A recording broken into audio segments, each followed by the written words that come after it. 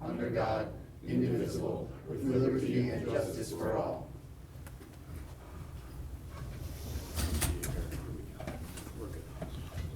Okay, good morning, everybody. Good morning. Happy Friday. All right. I've been informed that we've got a couple of departures at 10:30, but it shouldn't affect the meeting too much. I think we'll go ahead and start with the call to order, please. Oh, the roll call, the roll call. Sorry. Asked to be excused. Charles Benuto. Present. John Lesner. Vinny Torrento. Here. John Windsor. Here. Terry Casto. David Lane. Here. Laura Lee Thompson. Here. Stephanie Ely. Melissa Martin. Here. Courtney Barker. Here. Todd Swingle. Denise Basile. Here. Danielle Bowden. Todd also emailed, he had a conflict. This is the one day of the month that I fight with my coffee intake. If I drink too little, I'm groggy. If I drink too much, we have to have a pee break in 30 minutes. So that's my struggle I deal with here at every meeting. Just to share that with you guys. Okay, we need a motion to approve the agenda this morning. I vote to approve the agenda. Second. All approve? All in favor? Aye. Any opposed? Motion carries. And then approval of the minutes of last month's meeting. Any motion? So moved. A second?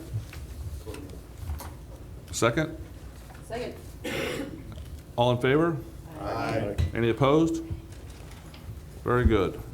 Let's go ahead and get started with the monthly progress report presented by Virginia.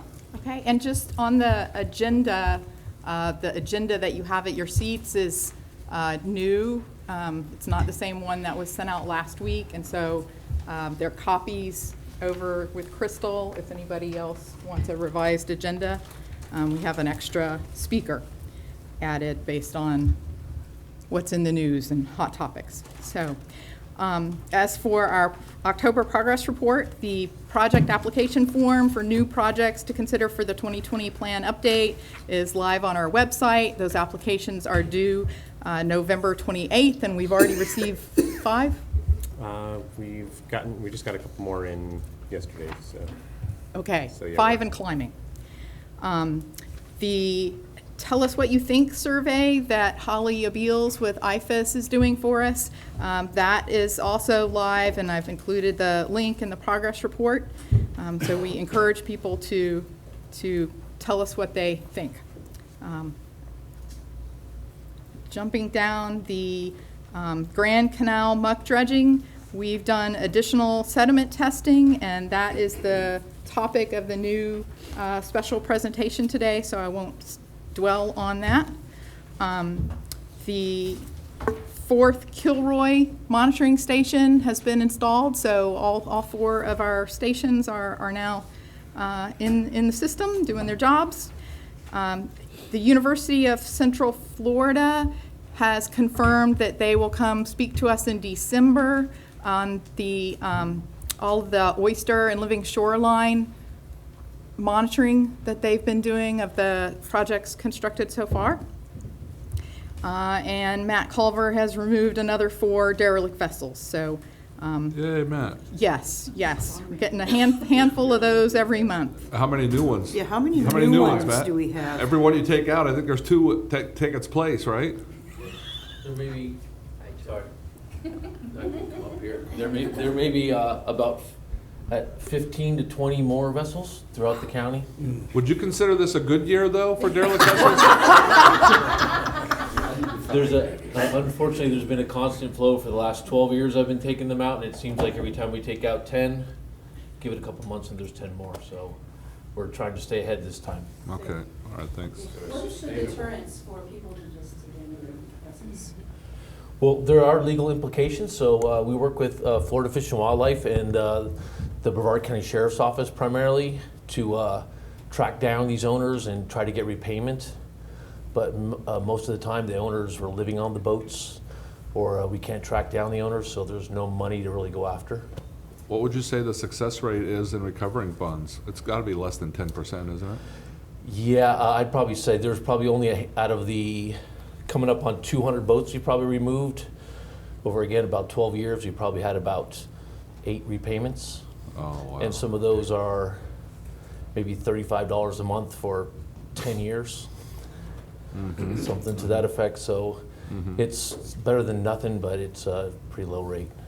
Thank you.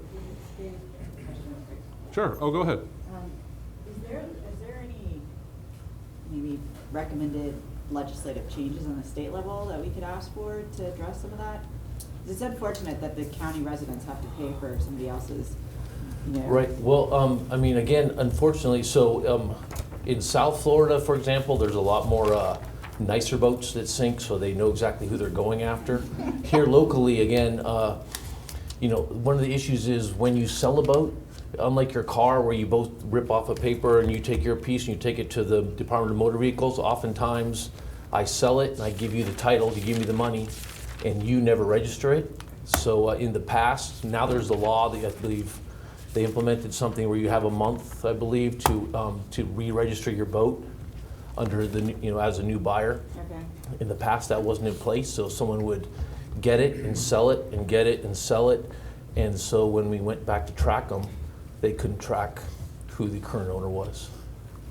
So with regard to new legislation, unfortunately here again, most of the people live on the boats, or they were living on the shoreline, you know, going back and forth.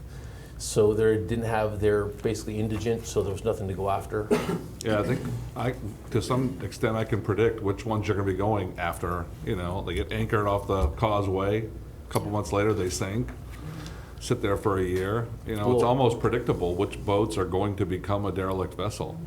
Projects like mooring fields and things like that actually help out, because then it restricts who moors in certain areas, and if they are mooring in a certain area, they're required to hook up to the mooring ball, the mooring buoy, so then we know who those people are. So if there's a problem with the boat, you can immediately know who to contact. Go ahead, Laura Lee.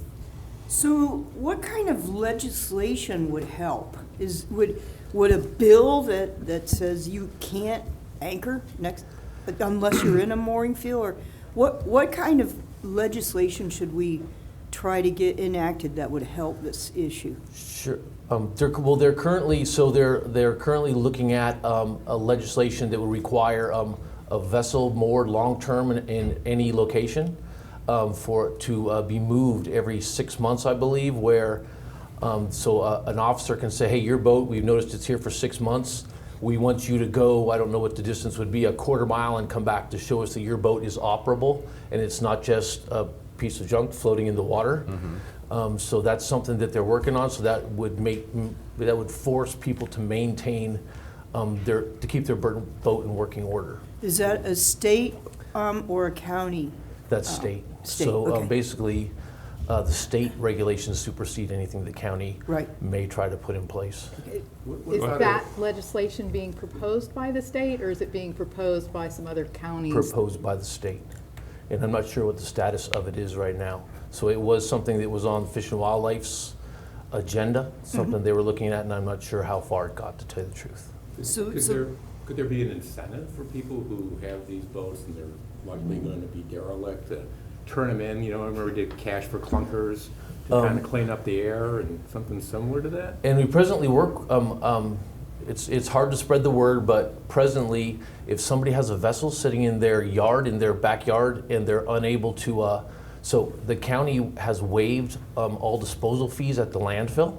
Oh, really? So if somebody has a junk boat that they're looking to get rid of, they can call the county, call me, and I will try to get with law enforcement and our contractor to have them sign the title over to the county, and our contractor to just remove it before it sinks, and we'll take it straight to the landfill. That would give, just that alone would give, I would think, an officer, an FWC officer who's patrolling the waters, a reason to stop at a vessel that is suspect, and disseminate that information. And I don't know, you know, if that's something that you could advocate for to your colleagues at the FWC, you you know, they don't always want to walk, you know, approach a boat without reason. But if they're there on a friendly visit to hand out information, say, hey, before this boat sinks, you know, here's an opportunity for you, you know. If nothing else, that would, you know, just give the officer a reason to stop and visit the vessel owner. Right, and they do have an at-risk notification that they rarely use now, so they actually have a little placard they can put on boats that says, it's a warning that says, we see your vessel appears to be non-operable or doesn't have a light, or, you know, a few other boxes they can check. And it basically gives them a warning, keep an eye on it, otherwise it will get cited as derelict vessel. Is that the pink sticker you see No, slapped those on big the ones, that's actually, those are already derelict. So once Oh, that okay. sticker's on there, in about 21 days after that sticker, it's, I've got my crew there trying to get it out. All right, cool. Well, thank you for all your service there. Appreciate Sure it. thing. Virginia, before you move on, I had a question on the Tell Us What You Think survey. That's up and live. Is that something we should visit? Sure, everybody, anybody, right? It's the survey that Holly walked everyone through last month. She shortened the questions, made modifications per the suggestions from the committee. And yeah, so we're trying to, you know, gather community feedback. It would be, I just want to make sure it's appropriate for us to actually complete the survey as citizens. Right, the topic is communications, and so yes, we, you know, Okay. you give us that feedback already, but this is to try to capture all of the community Sure, feedback, sure. so I think it's appropriate for your voices to be a part of that. Okay, all right. Well, And we can crew- push it out, too. Crew, yeah, we should all complete the survey and then share it on Facebook. Go ahead, Terry. Apologize for not having actually visited the survey. Is there anything in the questions that identify that it's actually a local respondent and not somebody from Utah that's given us their opinion? I think that was one of the first questions, the are you a resident of Resident. Brevard? But I would hope that's on there, but I Yeah. didn't remember it from the Okay. presentation. Thank you.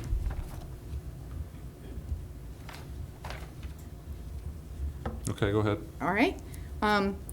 As you know, we've had the sixth Lagoon position vacant, waiting to get far enough along with our utility projects to fill that.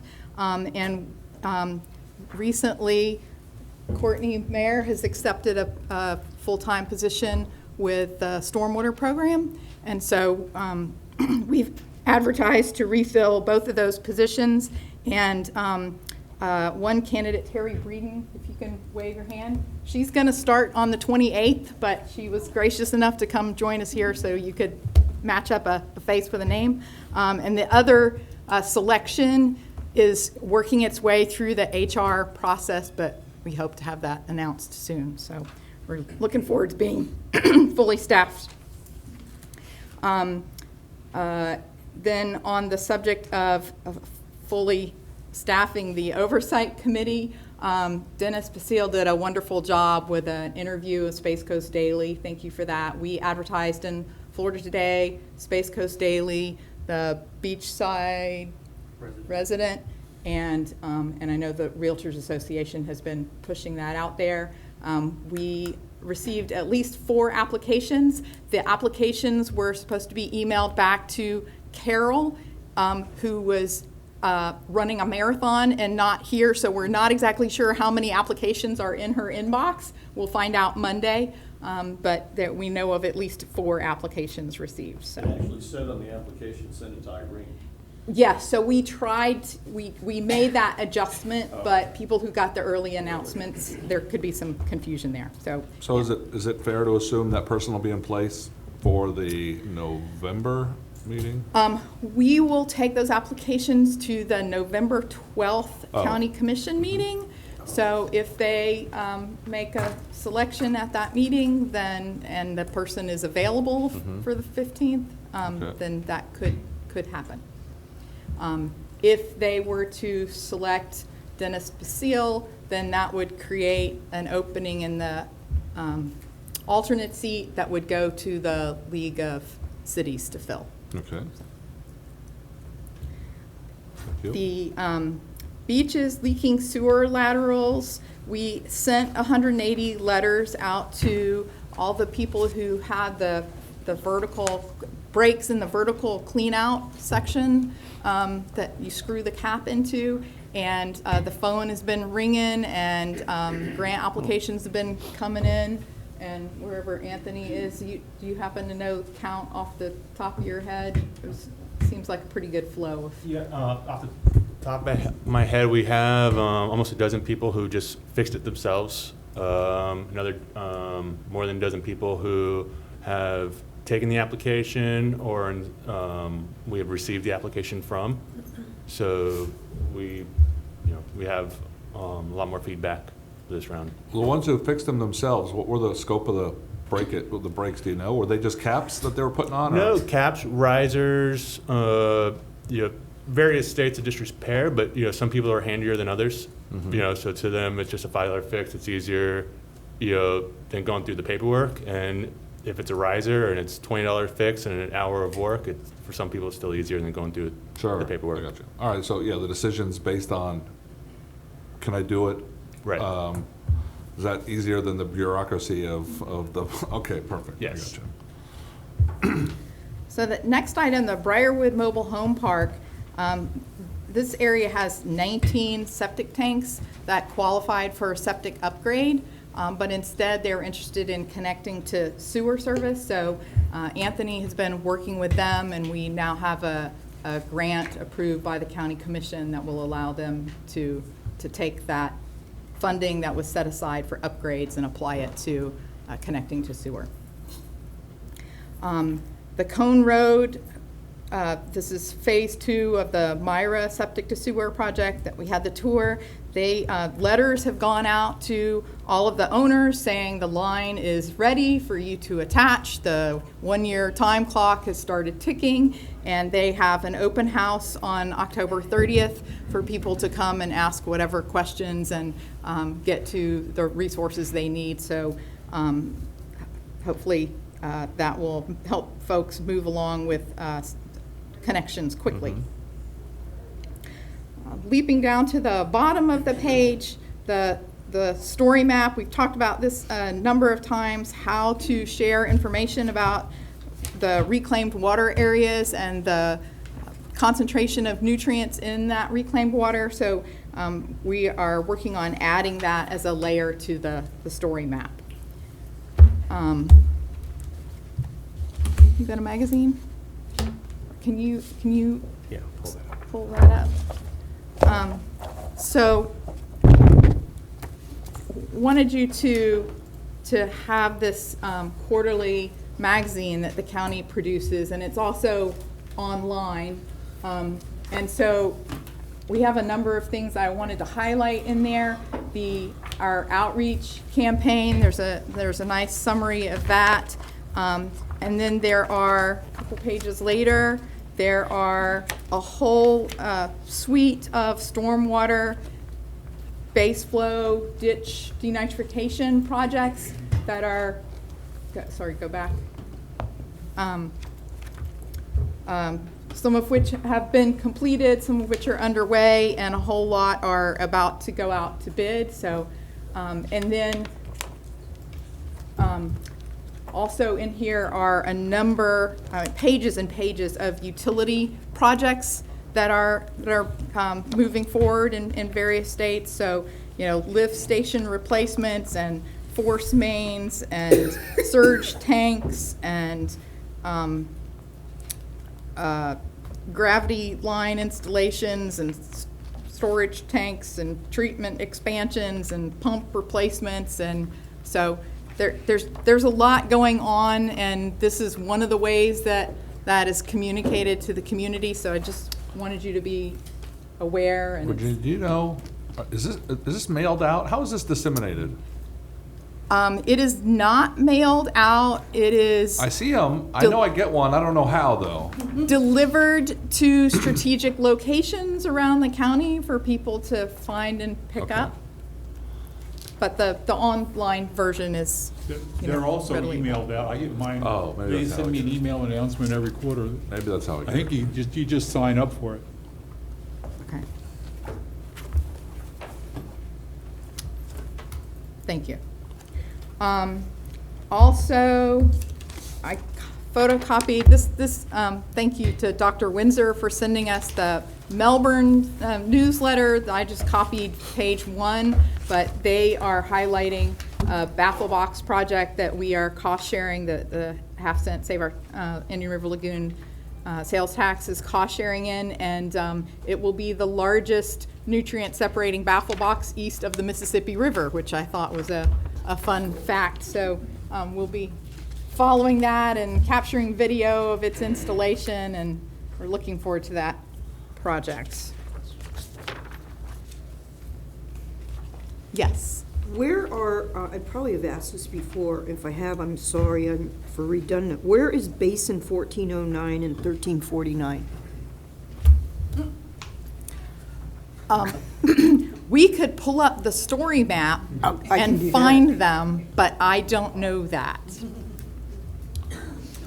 That's something experts can get back to you on. I'll At a look at later the date. story map. Yes. Which ones? 14, who?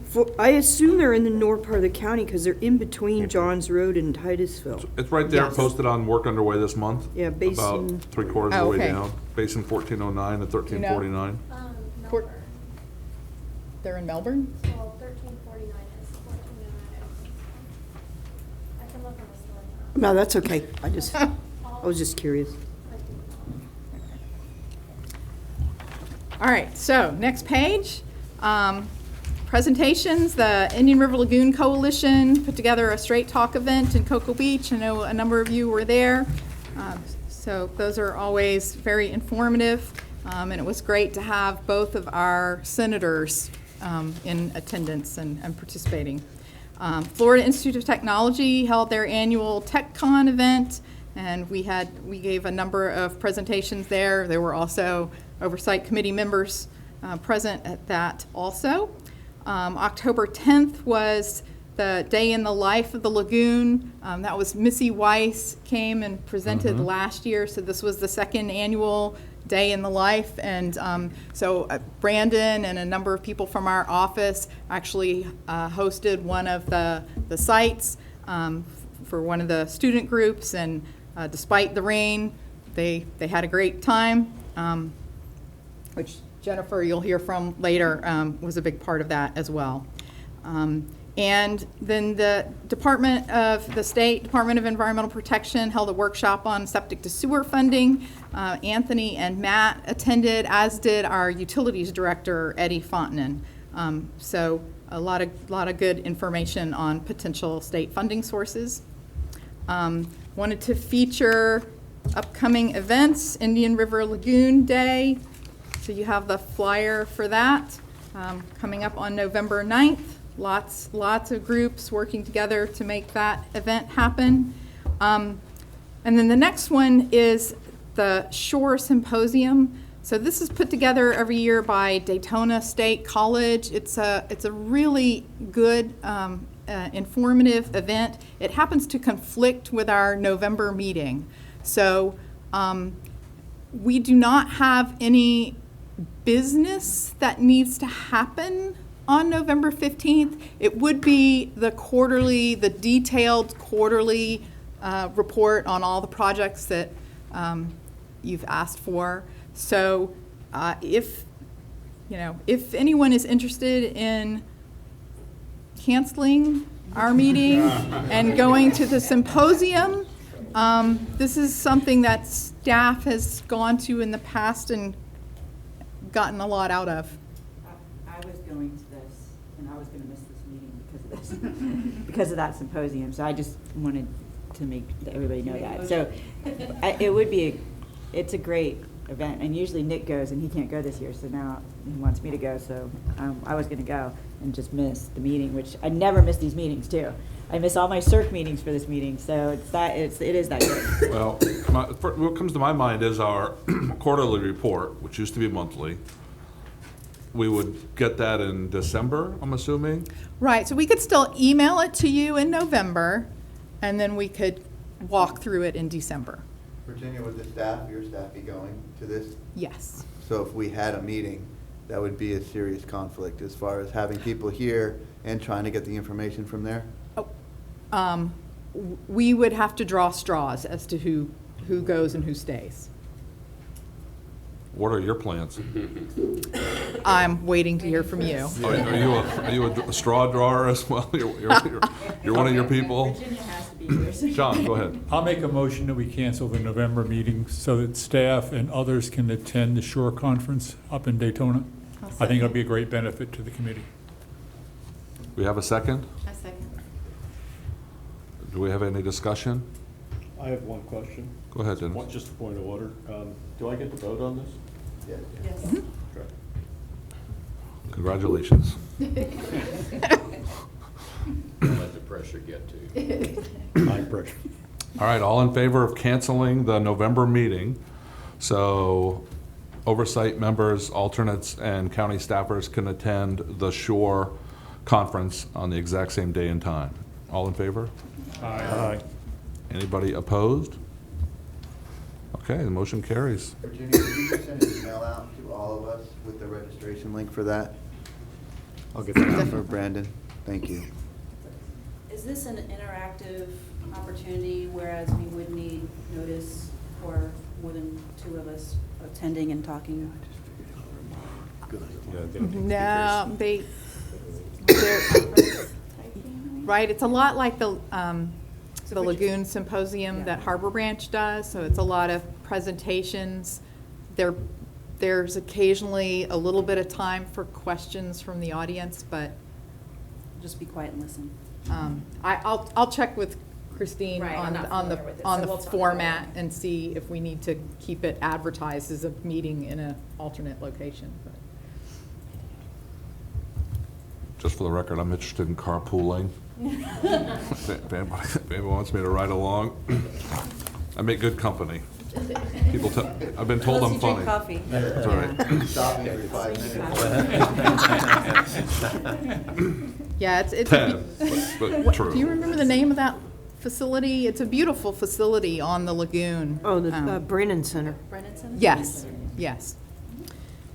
Virginia, Okay. I might add Yes. another event coming up is the Merritt Island Wildlife Association Annual Dinner, and Dr. Hunsucker will be our keynote speaker. That's next Saturday at 5 o'clock at the Deepest Center, at the Kennedy Space Center Visitor Complex.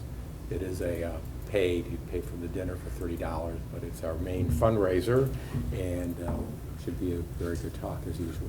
Charlie, is there a link or Merritt Island How does Wildlife somebody sign up Association to- website. Yeah, I think if you go to the Merritt Island Wildlife Association Okay. and MIWA, you should be able to find something, David. We have a website, so just do a search for Merritt Island Wildlife Association. Okay, And you can register, I think, from the website. Yes.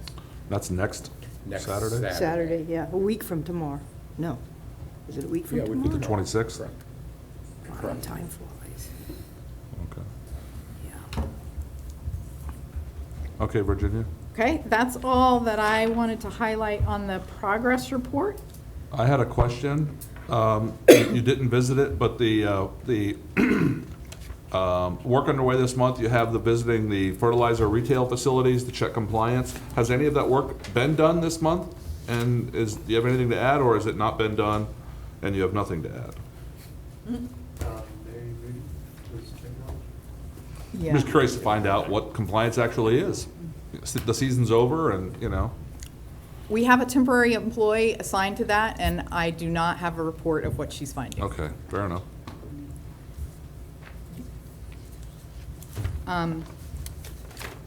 So the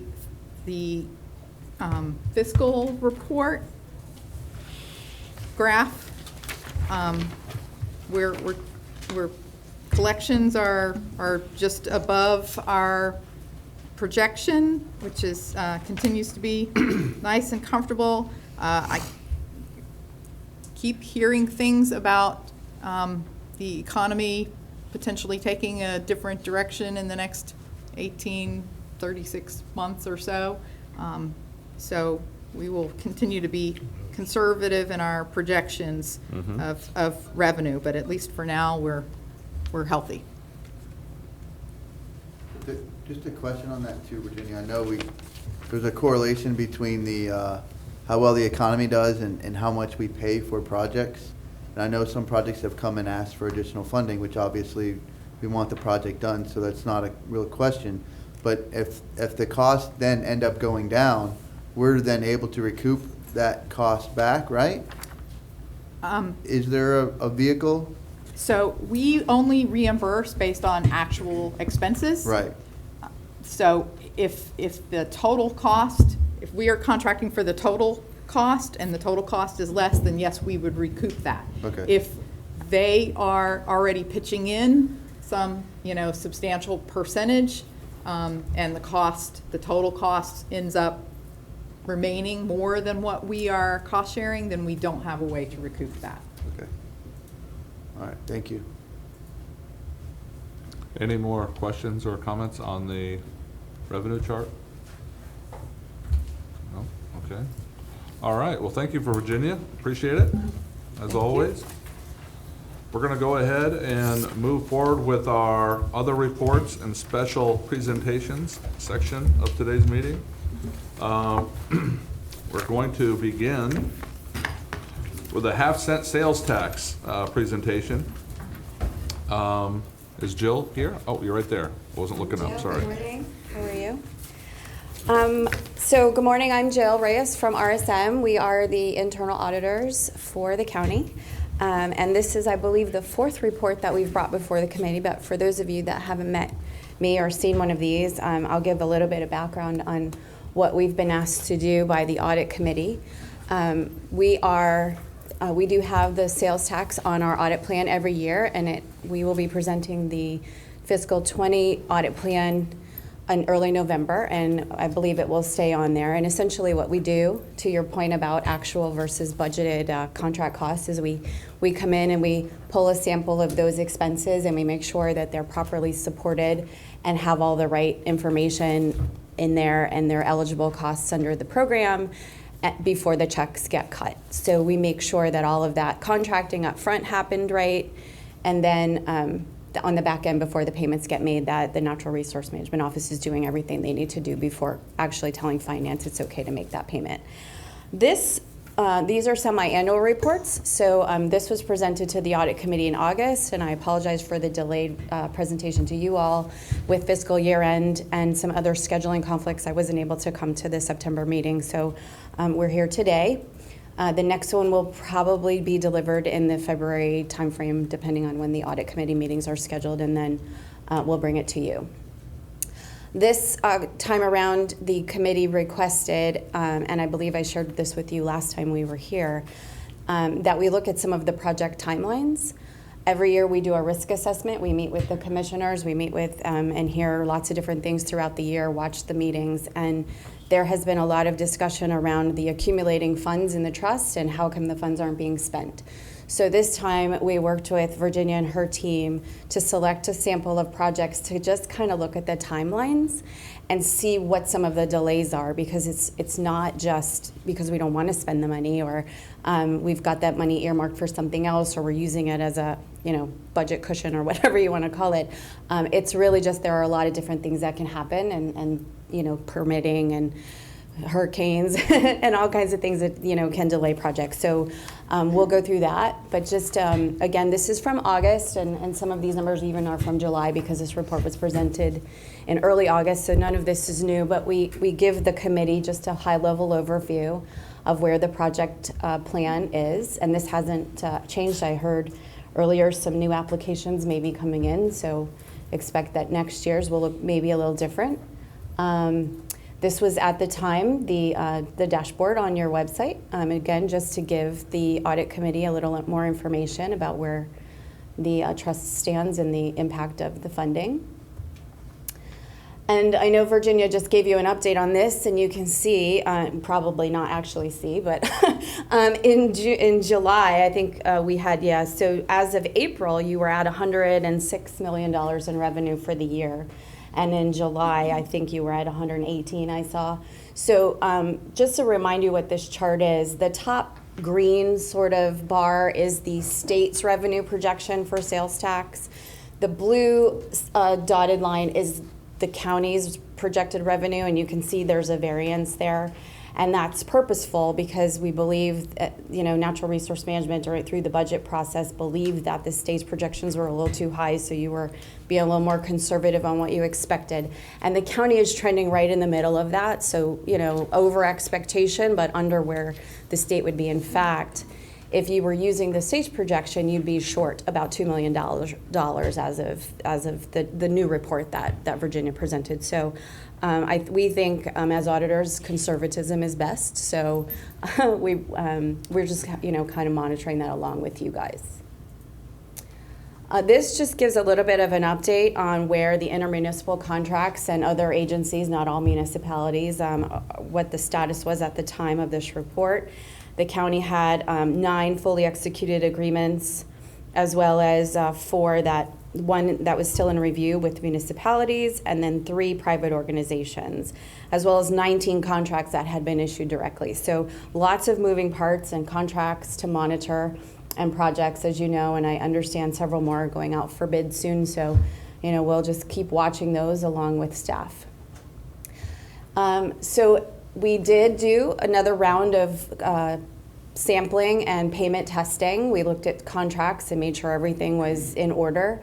And then through the end of July, the projects that we had tested, you can see through this next chart, all the green check marks mean that all of the attributes that we tested passed. We looked at, I guess it's 12 or so, 14 samples of several different projects. And I have Craig in the back. You guys probably see him every month at your meetings. He's the one that does this testing for us, and he works closely with Crystal in Virginia. So great job. Last time we presented to you, there was a red X in the testing, and we made a recommendation to staff to make sure that they get that actual proof of payment from the municipalities, the check copy or bank statement or something showing not only did we get invoiced for this, but we actually paid it. So that did happen, and we noted that it was happening before too. It was just one of our sample that didn't have that, so we made the recommendation. So there were no new observations or recommendations this testing round, which is good. And then to get into the project timeline examples, there's so many different projects going on. We really relied on Virginia and her team to kind of help us determine a good cross section of projects to look at in terms of timeline. If you all have a specific project that you would like us to look at the timeline and report that out, we can certainly do that. But in order to provide context, what we did was we picked a different types of projects, different duration, different municipalities, different areas within the county. It really was intentionally not one big or all the big projects or just a couple small ones. We wanted to show a cross section. So I can't see that screen, so I'm gonna look at this one down here. The first project we looked at was one of the wastewater treatment facility upgrades in Palm Bay. It shows that because of zoning and permitting issues, the design of that project took nearly a year. So certainly no money was being spent at that point, or at least, small dollars in terms of design costs. And then because of those changes and trends in construction costs over that time, the estimated budget increased. The scope of the project was updated to reflect more durable materials. These are all things you guys are way more aware of than I am, but just, again, presenting a example timeline of some of the delays that can happen with these projects and why the funding may not be spent as quickly as some may expect. The next project was a septic to sewer project in Melbourne on Hogue Street. And this was this was in the January 2017 project plan. It's phased. So phase 1, I believe, was the main line connection, which is done. And then there's negotiation with homeowners that has to occur after that. So phase 1, which, the county has more control over, is complete. And then as of April, they were still negotiating with homeowners. And I don't know if this is the same project, but I did hear earlier Virginia say that some of these projects then ultimately may change into sewer connection and have grants from the county and things like that to help maybe the homeowners pay for some of those things. So, this is ongoing, and we'll watch as the homeowners agree and negotiate contracts to get connected. And then the next one is a Cape Canaveral Baffle box project. This went very quickly, basically 10 months from the day contracts were executed. It was in the January 2017 project plan and was completed and reimbursed to the city in March of 2018. So not a whole lot there, and that we like to see those as examples as well to show that, yes, sometimes there are delays that are outside of our control, but sometimes it works the way it's supposed to. And then this project is a Turkey Creek dredging and redredging project that had to occur as a result of Hurricane Irma. And then because of some of the costs being denied by FEMA, the county is working on appeal. I don't know if we have the status of that, but we are also a state contractor for Florida Division of Emergency Management for Region 5. So we can't actually look at Brevard's projects because we're your internal auditor. So, but I have had some conversation with Jill Reyes and the team about that. And, I can't find out any faster than you, unfortunately, where that appeal is. But hopefully we get some good news. An answer was due earlier this week, but apparently they don't have to abide by their timeframes, so. I can tell you that with the one-year anniversary of Hurricane Michael, they've been largely out of the office. I don't know if that's impacting that decision, but that's kind of where it is for the state anyway. Not sure about FEMA.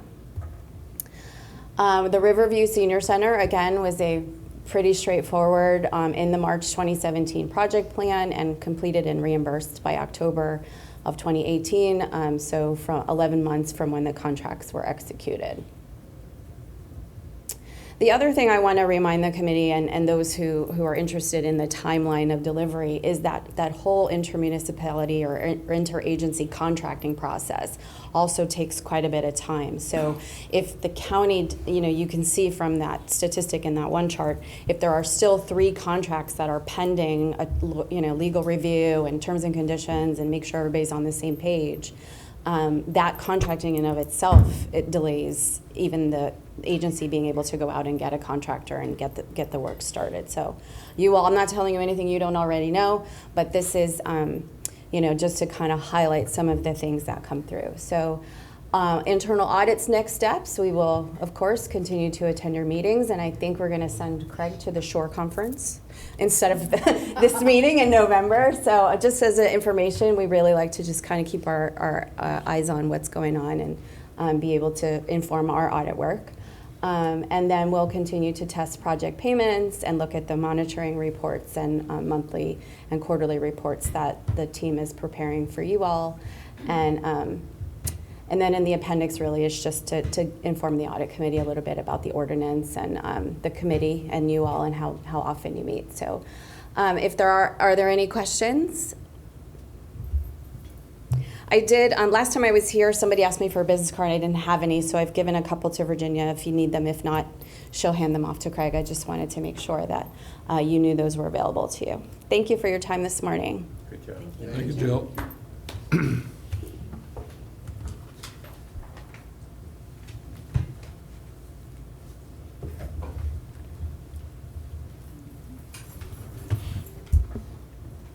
So next up, Jennifer Thompson is in our stormwater utility group, and we received a grant to purchase a harvester and begin harvesting weeds out of ponds. And so I asked if she could report on how that is going, and she's pulled some other information together as well. So. Yes. All right. Well, thank you so much for having me today. So I'm part of the monitoring team in the Natural Resources Department. And so we're always looking for alternatives. We know how wonderful it is to get those calls from residents that say, why are you spraying in our canals? I thought we were trying to be green, and what's going on? So over the past several years, the county, specifically Natural Resources, has been looking for alternatives. So what I'd like to present to you today is projects that have been completed in the past and one that's ongoing right now, all funded through the legislative grants. So the DEP has been very good to us. We're going to be comparing today the floating vegetative islands versus mechanical harvesting. And there's pros and cons to all of those. So we'll be talking about some of the results and then maybe some interesting facts that you may have never known. So we have many ponds, about 112 that the county owns and maintains. And those detention ponds are doing their job. They're letting things settle out, they're collecting some nutrients. But we wanted to just kind of augment that process. And so to do that, we've looked at the floating vegetative islands, something called a solar bee, which I'll explain later, and again, that mechanical harvesting. We know that plants take up nutrients, and so that was one of the ways that we can improve the water quality. Now, I'm sure this committee knows how wonderful the process is for land acquisition. So the great part about these projects, these were already county-owned ponds. We didn't have to go and buy anything. We didn't have to dig up anything. They were already in place, ready to go. We own them. We can, as long as you get the permits, of course, we can put in whatever we wanted to help with that process. So with our projects, the floating vegetative islands, we had 10, and so that covered a total of 28 acres for surface water. And one of those we actually paired up with the solar bee. If any of you guys know the name Steve Beeman, he has been integral in this process. He used to work for DEP and then started his own business, went private. And so we've got these solar bees and the bee mats. It's very cute. So that's what we've been implementing here with him. And so those vegetative islands, so what you do is you take about 5% of that total coverage that's floating out there, put plants in them, nice new young ones, let them grow, and then once they're fully matured, then we harvest them and put in the new seedlings. The next step was the harvester. And so we've taken 30 ponds. Right now we're at 21 collected. So again, that one's the one in process. And we bought a MobiTrack. So now we get to put those into those 30 ponds, which will total 55 acres of surface water. And all that does, so it's basically got an underwater shearer system, and it goes about 3 meters down, and it comes and it just cuts everything. And then you also have an additional rake, and then so you kind of add that on and drive it around, and so you can catch everything on the surface, either that you just caught or things like the water lettuce that's floating on the surface. So we're able to collect all that vegetation. Then it comes up on shore, a bobcat puts it in a dump truck, and then we're able to move those off site for composting. So when we were monitoring, we're looking at your normal, your usual suspects, so nitrates, phosphorus. What was wonderful about this new harvester project is we're able to look at mercury. And that's something that, again, we've only got numbers for the first 21 of 30 ponds. However, we were just curious what's in there. You hear a lot about mercury in the waters, especially offshore kind of stuff, and in our fish and how it accumulates. Well, is that a problem in our stormwater ponds? I'm going to steal my own thunder and say, no, it's not. We've gotten really low numbers on those, barely detectable actually, which is wonderful news.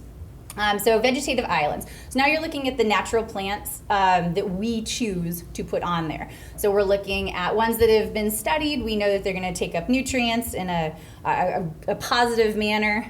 So you can pick and choose. Now something that we take into consideration, especially at the county, when we chose the ponds, we're looking at high visibility ones. Ones along US 1. Wickham Park, right up the road from here. So we've got residents that come and they do bird watching. They want to go fishing. Or as they drive by, they want that beautiful Florida landscape. So when we choose them, it's not just what's the best. It's that all-encompassing aesthetic kind of value too. So you'll see a couple in those pictures. You've got beautiful flowers, and you get some of the grassier ones. So it gives a very eclectic look to some of these floating vegetative mats. Now, the harvester. So, I know I look nice today, but just imagine waders up to my chest and gloves and some shears. You jump in those ponds. There is all kinds of lovely things growing in our stormwater ponds. We all know how good that water quality is, so anything grows. So unfortunately on this list, these are just some of the more common ones that I have found. And I know you're tuning into some of those invasives, like the hydrilla. We've got torpedo grass. The great part about our harvester, it can get all of that. So we are chopping down, pulling out some of the things that are really difficult. You can try to spray. Some of that stuff's coming right back. But we've also got some of the natives thrown in there. So it's been a very eclectic mix of what we're finding in these stormwater ponds. But as far as maintenance, we don't see a lot of maintenance for these ponds in the water. Everyone's mowing around it, and they've got access. The control structures and pipes are open. But after that, no one's going in the water. No one's as dumb as I am to get in the water and take out some of this vegetation. So it's sitting in there, and then as it dies, as the seasons change, it's all going right inside that pond. So it's adding all those nutrients, becoming muck. So this process was really helpful in removing a lot of that. So back to the islands. So we've got 10 that we chose. So these are nice and spread out. Again, it was what would kind of be ideal for those vegetative islands in order to anchor them and what would be functional. So those were installed in August of 2016, and several of them are still there today, actually. So as we took the sampling of these plants, we let them stay there for 1 year, and then they matured, and we were able to pluck them out. So roots and all, these are the numbers. So when you're looking at the overall numbers, it's really quite stunning that you can take out those pounds of nitrogen and pounds of phosphorus. It's after a year's time, again, something that you purposefully put in there, you're able to take that right out of the water column. Now for the harvester ponds. So this is all 30 that will be harvested. We've got just a couple of them on the south end now that are still waiting to be harvested. That started this year in April. And again, I think they're out there next week. So it's a continual process. Nice and spread out. Again, these were county-owned ponds, so that's why you see those clusters, because we don't own as much as we wish. It's not the whole county. So it was only those ponds that, again, were accessible to the harvester and that we already previously owned. So as far as the numbers up to date right now, when you look at those total nitrogen pounds and phosphorus pounds removed, and you compare them, if you kind of flash back to the floating vegetative islands, we are pretty darn close after only the 6 months. We have had tremendous success. And again, it's not just these 5 or 6 species, it's 30 that are all found in one pond, and we're getting at those invasive plants. So it's been really positive experience. So once we start kind of extrapolating the data, we'll have more, most likely, pounds of nitrogen and phosphorus removed just by this process in that shorter amount of time than we had for those floating vegetative islands. All right, solar bee. So if anyone's seen this, right now it's located at Wickham Park. During the study, it was up at Merritt Ridge. And basically all it is, it's creating a vortex of water and it's circulating it. So it's bringing the bottom water back up to the surface. So as it's oxygenating that water, it's kicking in the nitrogen cycle. So what we did was we put this right next to some floating vegetative islands. And so the plants right there were helping uptake those nutrients. And then at a more distant location in that same pond, we had just the floating vegetative mats. So we were able to compare those numbers, and you can see in the bottom just what a large impact that had. It was far more receptive to having the extra oxygen, all the nitrogen from the bottom coming up, and again, that nitrogen cycle definitely kicked in with this mechanical piece, because it was the plants were far larger, more tissue, and then the actual amount of nitrogen and phosphorus in those plants was far greater than what we found just in the ordinary floating mats. So there are always frustrations. There's always those setbacks. I know scientists always think we know what's best. However, not always. So hurricanes. Hurricanes are always a nemesis of ours. So you can see in the picture, I don't know if you remember in the beginning of the presentation, there was that beautiful aerial of kind of patches of floating vegetative islands. The picture on the left is that same pond after Hurricane Irma. It just came in and just rammed it right against the shoreline. It ripped out all the anchors, threw it against the shoreline. And what happens to these mats, they actually peel up from the wind, just kind of pushing against them. And so now the roots don't have any water and the plants die. Not to mention all the expenses of bringing that right back, and getting the company to re-anchor and replacing the plants. The picture on the right, this shows why it is very, very important to pre-monitor your selection. So when you look at a water body and you just do the one pre-monitoring sample and you think, oh, that's the perfect picture, whatever happens all year long, that's definitely going to be true because this one sample. Well, well, we weren't right. There was saltwater intrusion during certain times of the year in that pond. So the plants that we had there did not like the new change. So everything just, it wasn't salt tolerant, so everything died pretty much. So pre-monitoring, very important. Fund that, please. And then looking at some of the naturally occurring plants. Again, this was way before we purchased the harvester, so we had duckweed and we had hydrilla underneath, multiple species, and they were all taking up the nutrients. Well, they didn't leave anything left for the floating vegetative mat plants, so those kind of starved. So again, looking at the stormwater pond and kind of how that whole system works. It's really important to do your homework before we install these. And then of course the team of people that are going to come in here and pull out the plants, replace them with the seedlings. It's a pretty labor-intensive process, and of course, get the money. All right, solar bee. So as wonderful as it is, boy, are they expensive. Again, we were very grateful for the grant that was given to us, that way we could purchase this. But here's some of the numbers. It's a little costly. But also, knowing that it's a Florida stormwater system, all those goodies in the pond, it's going to start wrapping around the blades. So maintenance is really important. So I know a lot of times you can cut corners. We could send our folks out there and clean it. If you're not a professional, we don't know what to clean. So you can see on the left, that's not ours, I promise. That was another one that Steve Beeman had provided us pictures with to remind us how important that maintenance is. You can just see the algae. Again, it's a stormwater pond. It gets warm, they're shallow, it gets gross. So if you don't clean those on a good annual basis, that accumulation is going to happen. Also, under the water column, like if you've got fanwort or something that's going to have these just ropes of roots and they spiral, if it gets in those blades, it's going to wrap around, jam it up, break it, hopefully not. But so you need to do the maintenance and look at what's already in that pond. So if you can clear it out, say with a harvester first, and then put one of these bad boys in, very nice. You can eliminate a lot of problems. And of course, hurricanes. So when Hurricane Irma came through, it uprooted that, the anchors came out, so again, we had to put some time and effort into relocating that one. And even if you wanted to take that in different ponds, again, you need a professional crew to very gently take that and put it in a new pond. So again, it's a whole process.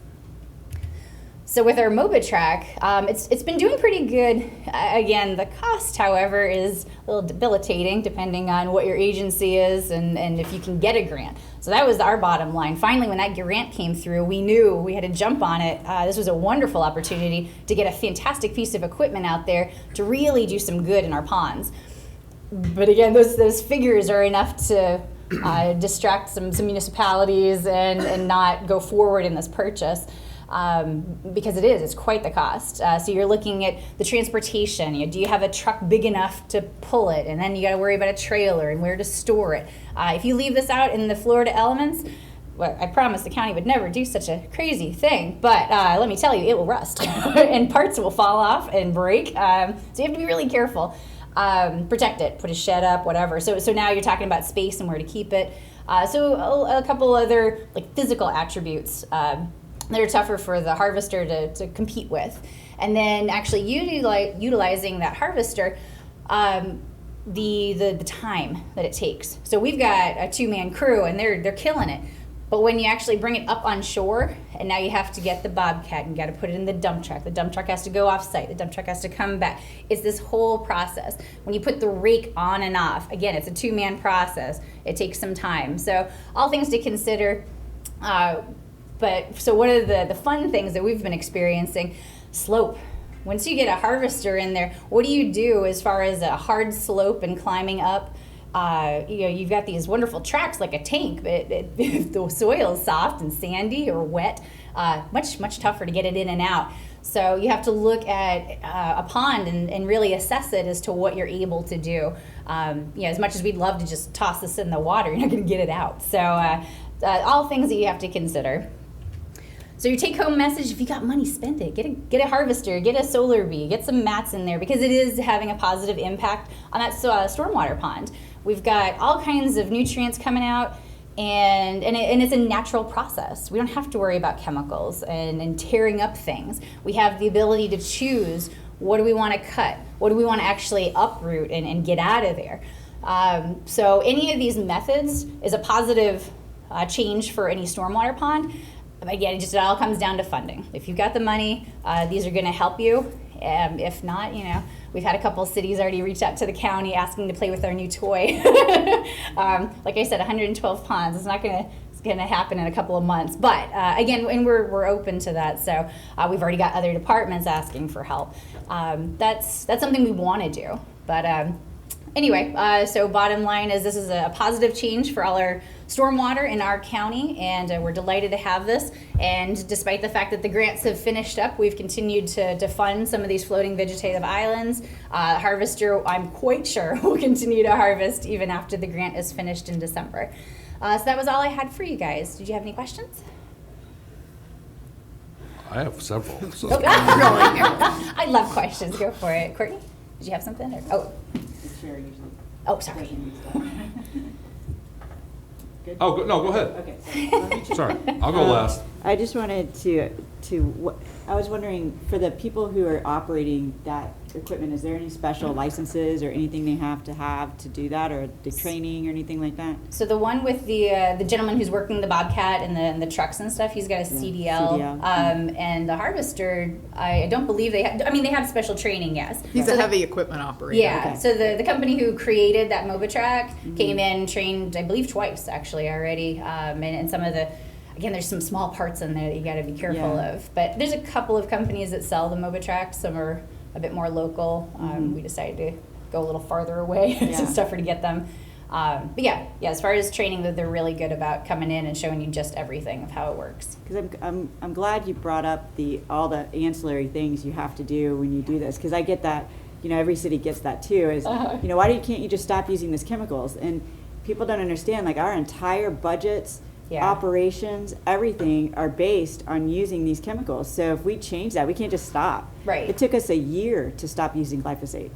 I'm sure. A year to figure out how to do that, because the alternative. It's labor, and you have to find an alternative and then decide what areas you're going to just let go. Right. Well, and again, it's not always and you can't just let go of this. Right. You got to do it. We'd love to, but right. So, and we were one of the cities that called to ask if we could borrow your new toy. Because we would like to see just once if it works for us, to see if we want to actually buy it, because it is a very, and then when you brought up the sheds, we're beachside, so we can't just go build a shed. We don't have any room. It's going to be a big one too. Right. So we'll be calling you like, hey, can we borrow some storage space? Yeah. but thank you very much for this presentation. Yeah, absolutely. So I'll just add that what Melbourne Tillman found when they got their harvester is that when they removed the vegetation instead of spraying it in place, it was a lot longer before the vegetation came back. So we expect it'll take us a while to make it through our 100+ ponds, but once we get them on a rotation, we should hopefully have time to work with the other departments and the cities on their needs. So we're looking forward to getting to that point. Cool. Thank you. Mm-hmm. Yes, ma'am. That was a fantastic presentation. Oh, thank you. It answered a lot of questions in my mind. Would you be willing to come to the Titusville Environmental Commission meeting? They meet on like the second Wednesday of the month, and do that same presentation? I'm very shy. I don't know if I know. No, you did an amazing job. Thank you. As long as the upper management approves it, I certainly don't mind coming out. Thank you. Yeah, no, I love outreach. I think it's a really important piece, and especially this kind of stuff, because as a resident for like 20 years now, I would have passed some of these vegetative mats and not known what they were. What's weird? It's growing on like a weird island kind of shape, because some of them aren't defined. A lot of our stormwater ponds, again, are not well maintained, and we've got some that it looks like you could just walk across it. There's so much stuff in these ponds. So that's why, again, that MobiTrack is so important to be able to remove some of this. It opens it up, and the birds love it. The fish come back. There's oxygen again in the water column.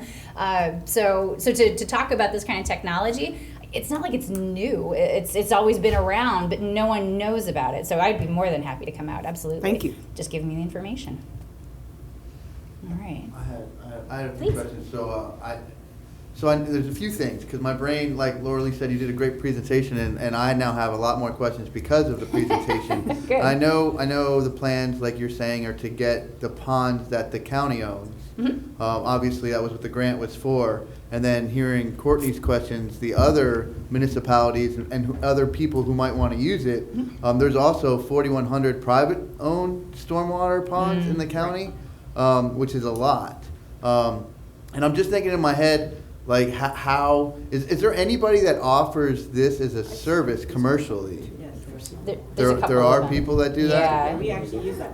Okay. Yeah. So and Trying to see whether we want to buy it ourselves, but yeah, there are services. Yeah, and they've got the floating Mobitrack harvesters like that. They've also got like throw rakes. So it really depends on what you've got growing in the pond. Yeah. It takes a particular piece of equipment to get under the water column. So that's. But yes, there are different technologies out there, and they are local. Okay. So I know because I inspect a lot of the privately owned, like HOA kind of ponds. Yeah. And they've got a company that comes out maybe once a year to harvest what they've got growing in that water column because it clogs up all the outfall well, and that's pipes. the thing. That was the other thing. So are there requirements for stormwater ponds, Virginia? I don't know, in any sort of code that requires management of the stormwater pond. And what type of management? Like this type of management, or just kind of making sure it's not visible?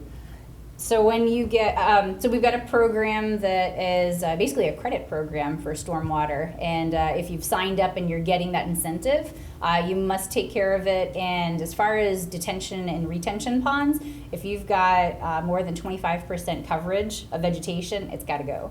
So that's a very fine, a firm line, that we implement.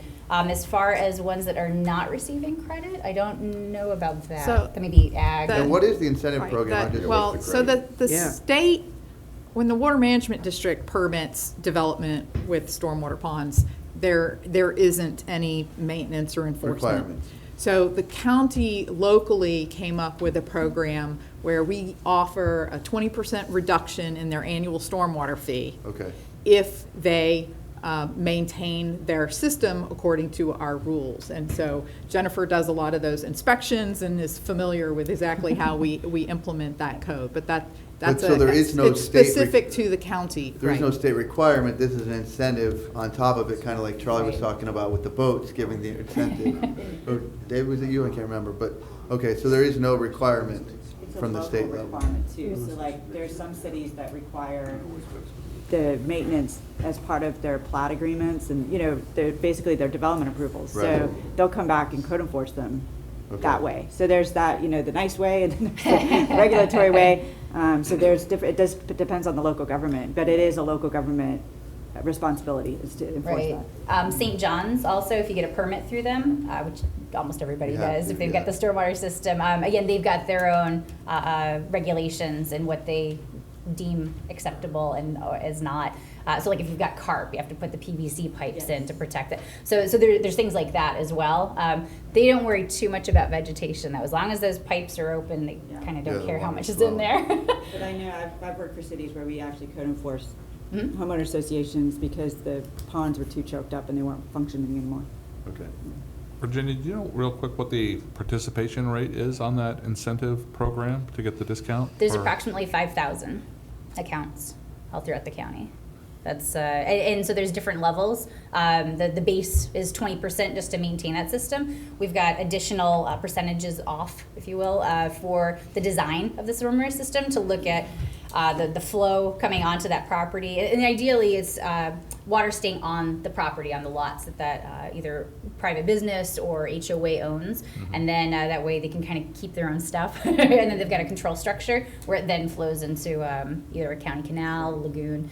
So there's different levels, I believe up to 70%. So if they meet the state minimum requirements for stormwater, then they're only eligible for this 20% credit. If they go above and beyond and put in a whole treatment train or over-design their system, then they're eligible for higher discounts. And so there are special incentives for taking out nutrients from stormwater, from ponds?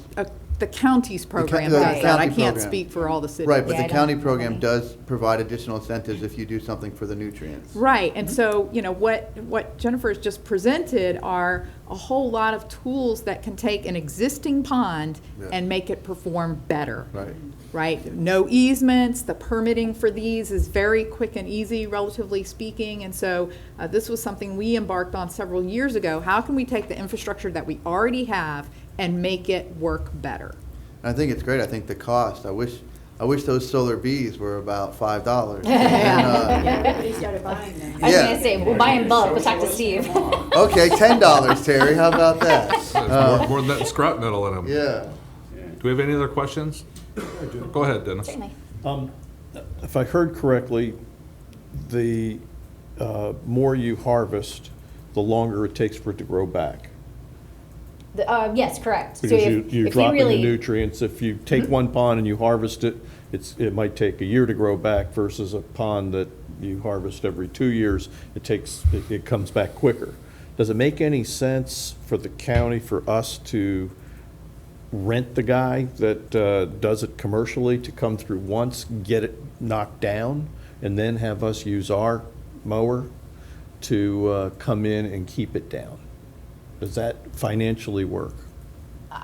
Companies are pretty expensive. I mean, we've got the equipment, we've got the employees now, so all that upfront expense is done with, grant covered, and we've moved on. So as far as, I mean, we could absolutely I mean, contract. all this is going to straight get a into the double speed. lagoon. Yeah, It's going over so the weir we're and going straight. learning, we're on that learning curve. Okay. And so, you know, we're finding out how long does it take Yeah, for us to to go harvest back. all of these the first Yeah. time? Oh, okay. And how long, you know, before the stuff grows, what sort of cycle are they on? But definitely, you know, your point is well taken. And we hired a private firm to come in and harvest some of our ponds before we invested in this. We also struggled with these things come in all different sizes, and the larger ones are of course way more efficient for large ponds, but then you can't get them into the small ponds, Yeah. and so, you know, there's a large balancing act. We may find out that it's more cost effective to have our little harvester focus on the little ponds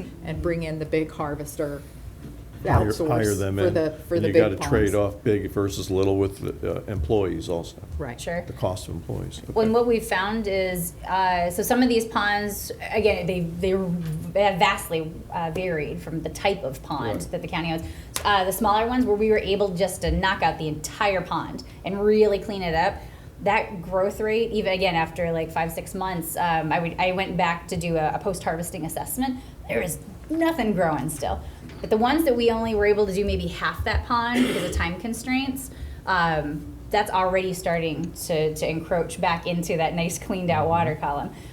So yeah, you really want to do a thorough job with that harvester. So yeah, having the smaller one really able to get in the nooks and crannies in the shallower water, because I mean the muck builds up real fast in some of these because of the input from the Correct. communities.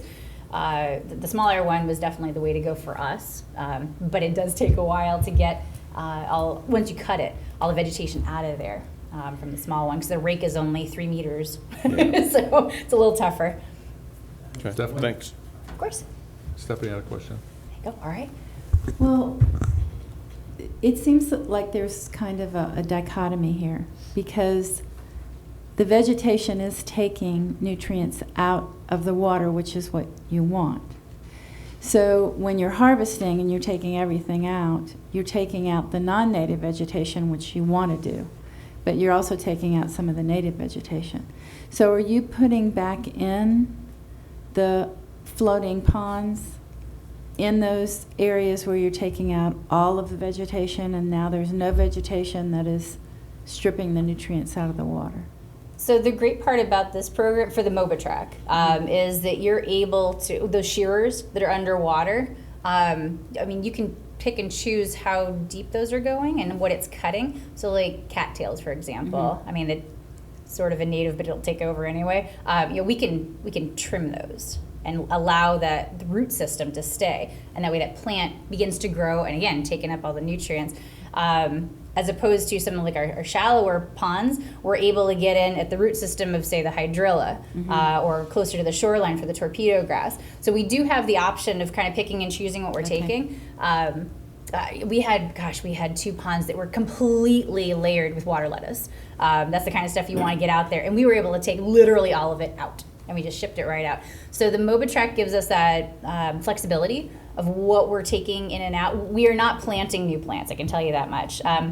Floating vegetative mats is budgeted every year for those implementation and maintenance. So we, again, pick and choose what ponds those are going into, depending on the funding. So as far as, we haven't emptied 100% any pond. The ones that we were able to really clear out were cattail ponds. So those are eventually going to grow back. If we wanted to reduce the density, we could use that rake and really get them out. But again, so it would be a very rare instance, again, knowing it's a natural pond, there's stuff coming from upstream constantly in there. The birds bring seeds, or you got all kinds of influences. I don't think any of these ponds will actually stay clean for more than a year. It'd be nice to see some of them, but it's not gonna last. So yeah, as far as us purchasing plants and putting them back in there, I really don't see that happening, because we're gonna get that natural influx of vegetation. It'll come back, I promise. Anybody else? I wanted to ask if has a plan, an analysis like our plan been done on this to determine the cost per pound of nitrogen? So I can't see my cheat sheet in here, but I have. So the project that's in place right now for the MobaTrack, I'm not really able to accurately give numbers because it's in the middle of the project. I don't want to mislead you guys. However, the price per pound, I'm gonna let you guys see my cheat sheets. So the Solar Bee, hands down, had the best. Here we go. So we're looking at, if you can see the notes, but so the installation initially, of course, you're going to get kind of different numbers, but over time with the floating vegetative mats, we're looking at approximately 33 to 147 per pound of nitrogen, and then 372 with a pretty tight range for phosphorus. That was the breakdown per pound with the floating vegetative islands, and the Solar Bee was much better. So we were looking at $6.50 per pound of nitrogen, and then the 54.25 for the pound of phosphorus. Yes, ma'am. Does that include the cost of purchasing the No. Solar Bee, or is that just what it That was, costs so to yeah, so run it? once you've got the initial purchase and installation, now this is the every year after that, because those numbers change dramatically. But yeah, so this is what your continued projection would look like. So again, this was by far the most effective method of removing nitrogen and phosphorus. That's Solar Bee, I'm sorry, Yeah, that's sure. Solar Bee in conjunction with floating vegetation. Correct, yes. Yeah, oh yeah, so those numbers included that whole package of having the mats with the Solar Bee there and how much it was removing. But we would need to amortize the capitalize the cost of that Solar Bee. And we don't really know how long it's gonna perform. Right, yeah, we've had it since 2016, I believe. There's costs associated with the FBI too, right? Mhm. Is that Sure. incorporated Yes, it in was. $6? Yes. Oh, okay. Oh, yeah, no, this was definitely the best bang for your buck, Yeah. hands down. Yeah, and if you recall, we had a floating vegetative island installed in Titusville with the last round of projects, the Coleman Pond one. And they finished that, and they've told me they're going to be applying for some more floating vegetative islands in this next round, too. Yes. Does stormwater management fall under the purview of our plan at all? It does? Okay. It's just amazing. Yeah, essentially. It looks like an Yep, that's part of it. economical, process. I mean, am I oversimplifying it? No, it seems cheap. Yes. Yeah. And I like it. And what's also cool about it is you're doing it where you're focusing on areas of high visibility. Yep, absolutely. And anytime there's a project that's high vis, it's always good news. Oh, It's yeah. always good news. Yeah, like I said, I highly recommend you guys taking a walk around Wickham Park along the Parkway Drive on that eastern entrance where the walking path and biking trails and archery stuff. That's where it is right now. Insanely quiet. We get zero complaints about it. The birds are all over the place right there. This doesn't work like a big fountain to aerate. It's all just right there under the surface. So I used to walk that all the time with my dogs. I had no idea what it was doing. because it's so quiet and you can barely just see the disturbance in the water, and that's it. So again, it's a tremendous addition to our stormwater ponds. One quick, Virginia, would there be any ability or plan, or is there a plan, if we end up getting close to another fish kill or algae bloom, of moving these from our pond into the lagoon, into any areas where there is an algae bloom to help with aeration? I don't know, it was just a. We have one. We only have one solar bee. Yeah. So So we purchased several aerators that are designed for aerating fish ponds. And we experimented with them in several locations where fish kills had been occurring. Yes. We could not measure a measurable change in Okay. dissolved oxygen. Okay. And they fouled with, marine organisms Yes. in record speed. It was not. It's horrible. It was not Okay. effective, so. As a person who had to clean it, I can say it was bad. Yeah. Okay. Thank you. Yep. So we have had, Brandon was reminding me, we've had a request from the city as to whether we would, whether the half-cent sales tax would take on a new project type that would be harvesting. So what we're doing now is we're looking at the state's process for giving BMAP credit for harvesting of aquatic weeds. You have to, not just throw it up on the shore where it's going to rot and the nutrients come right back in, right? You have to truck it away some distance, and obviously this is something that you have to keep up with, whereas if you build a stormwater pond, it's going to function for decades. And so we'll have to come up with a way to ensure that there's going to be a recurring benefit, not just a one and done thing. But Because you did the nitrogen removal caps already, so that's, you would think that would qualify. but it's a one-shot thing. So Oh, I see what you're saying. Yeah. Right, with muck flux reduction, once Right. that muck is gone, then you're not having that flux That's year right. after year after year, so. So they probably consider this maintenance, then, like, basically, and not really a project renewal. Well, DEP did agree to provide BMAP credit, but you have to show a long-term maintenance plan. Oh, I see what you're So- saying. Okay. So that's what we're trying to figure out, how to learn from their lead and try If to you give BMAP credits, incorporate people will be that. buying those excavators like tomorrow. Yeah. Yeah. I mean, really. Great. Go ahead. Just out of curiosity, you said it gets shipped off to get composted. Where is that located?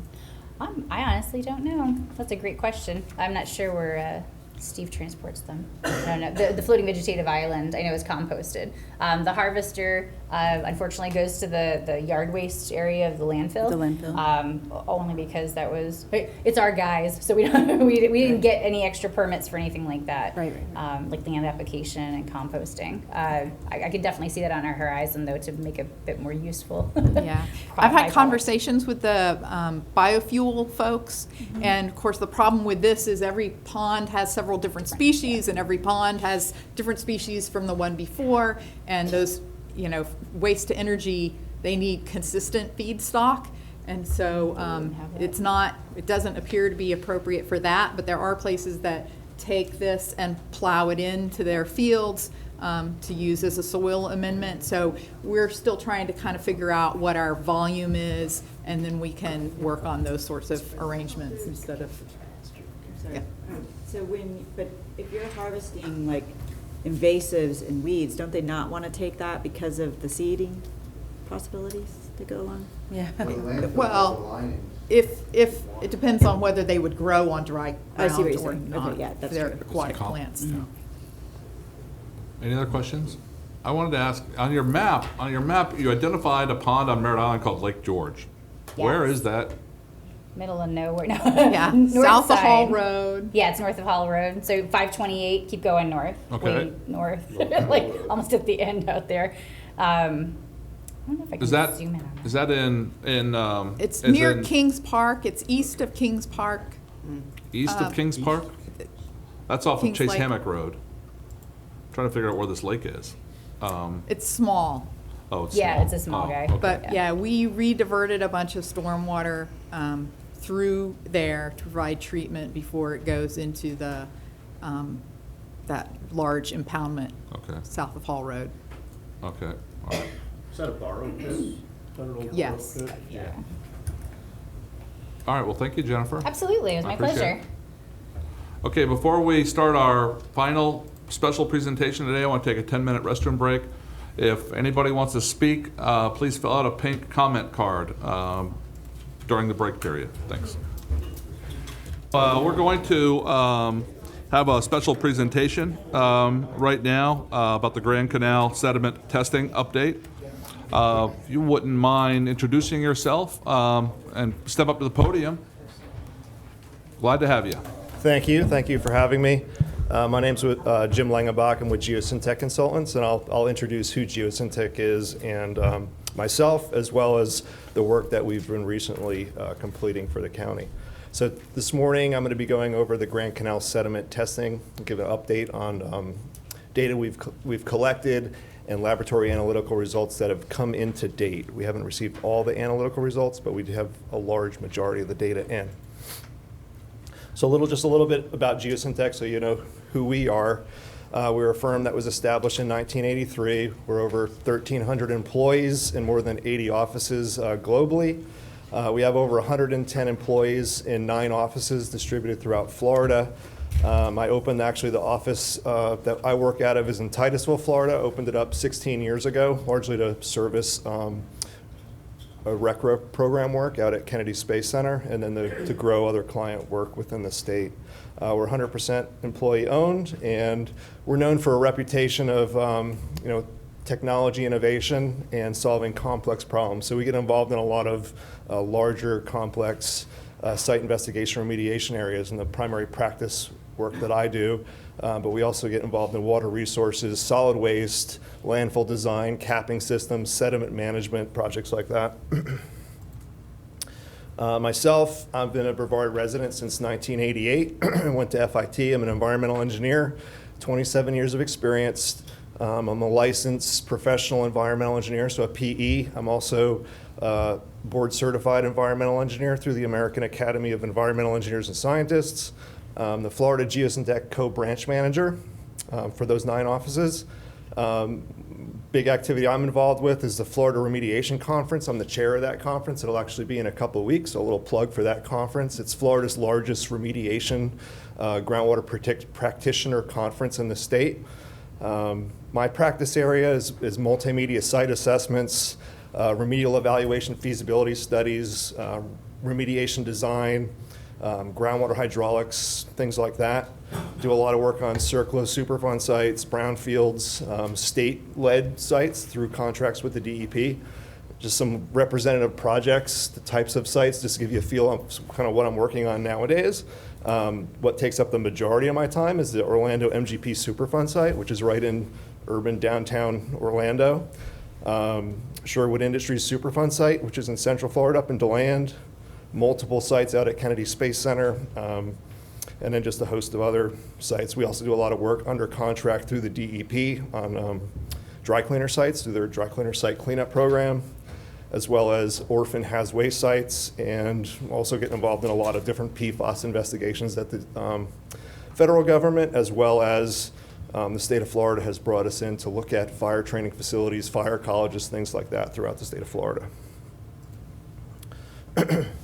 Just give you a little update on the previous 2015 Grand Canal testing before I jump into the new data.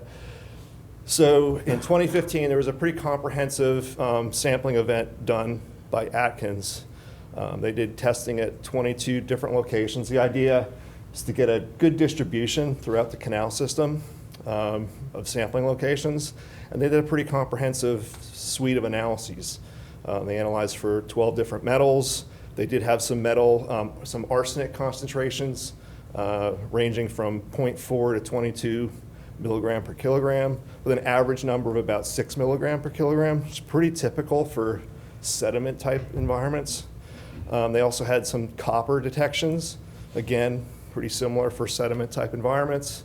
They also had analyzed these locations for pesticides, 20 different compounds. They had no exceedances, PCBs, no exceedances, semi-volatiles, which is 60 plus different compounds, they had no exceedances, and petroleum range organics, and they had no exceedances. So just talking a little bit about sort of the arsenic and copper considerations. In Florida, so groundwater, I'll just start by saying this, groundwater, a lot of times we look at groundwater, we're just dealing with comparing to one standard, you know, sort of the MCL, or in Florida we call it the groundwater cleanup target level. So it's easy, it's just, here's the number. Soils is a little different because we have different values that we screen against. We screen against what we call a residential soil cleanup target level. We have commercial soil cleanup target levels. And then we have something that's called the leachability cleanup target level. And the leachability cleanup target level can be a little confusing sometimes, but it's this concept of if you had soil and you sat that soil on a surface and rainwater percolated through it, would it have the ability for the leachate coming from that soil to exceed a groundwater standard? So the state has a default formula for how they calculate a leachability-based CTL, and it assumes a soil of very, very low organic content, basically almost like glass beads. So if you think of a glass bead, contaminants don't stick to it at all. So whatever contaminant is in that soil, when you push water through it, it would leach through and show up in the groundwater. Obviously, organic rich soils have a higher tendency to absorb and hold on to material, so they're not going to leach. And we can actually do a site-specific calculation using the organic content of the soil to actually calculate that. So the leachability part I'm going to talk about, but it's a little bit trickier. But the bottom line is you're going to see with muck, you've got extremely high organic content, so it has a high affinity to hold on to that material and not leach it to groundwater if it's applied as a soil. So in Florida, the arsenic residential SCTL is 2.1 milligram per kilogram. The commercial SCTL is 12 milligrams per kilogram.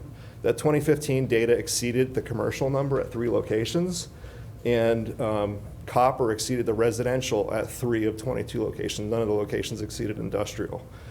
I put a map on the right just because when you're talking about arsenic, you need to kind of think about things from the big picture perspective. And you look, that's a map, sort of just a heat map of the United States, and that represents background arsenic concentrations in surface soil, so the upper 5 centimeters. And what you'll see is anything, I should put my glasses on to look at this. Anything that's yellow is above 6.6 or 6.5 milligram per kilogram arsenic. Anything in the oranges, you're talking about background concentrations that are above 10. And then the red areas, which, Montana, look at it, it's got, 30% of the state probably is in the red area. That's got background arsenic concentrations above 15 milligram per kilogram. So when we start talking about these concentrations of arsenic in the sediment in Grand Canal, yeah, maybe they're a little higher than what typical background would be for Florida, maybe. But the reality is they're not atypical of what you see just throughout the United States. That's a USGS reference. I also just put a little reference here to a paper, because we've used this at sites to actually close out some sites in Florida where you've got this issue of these nagging low-level arsenic concentrations that maybe they're just above the residential number, but they're less than the commercial number. And what you see, there's been some research done that shows that soils that have a higher shell content, shell material will accumulate arsenic in it. So the shell fragments can drive up the arsenic concentrations a bit. And also high organic content soils tend to have a little bit higher naturally occurring organic arsenic. So when you look at our samples from Grand Canal, what is it? It's shelly material with organics in it. So would you expect it to have a little bit higher arsenic concentration? Absolutely. Is there potential anthropogenic sources of that arsenic? Things like pressure-treated wood pilings and things like that? Yeah, probably. But we're not seeing any arsenic concentrations that are out of the range of typical.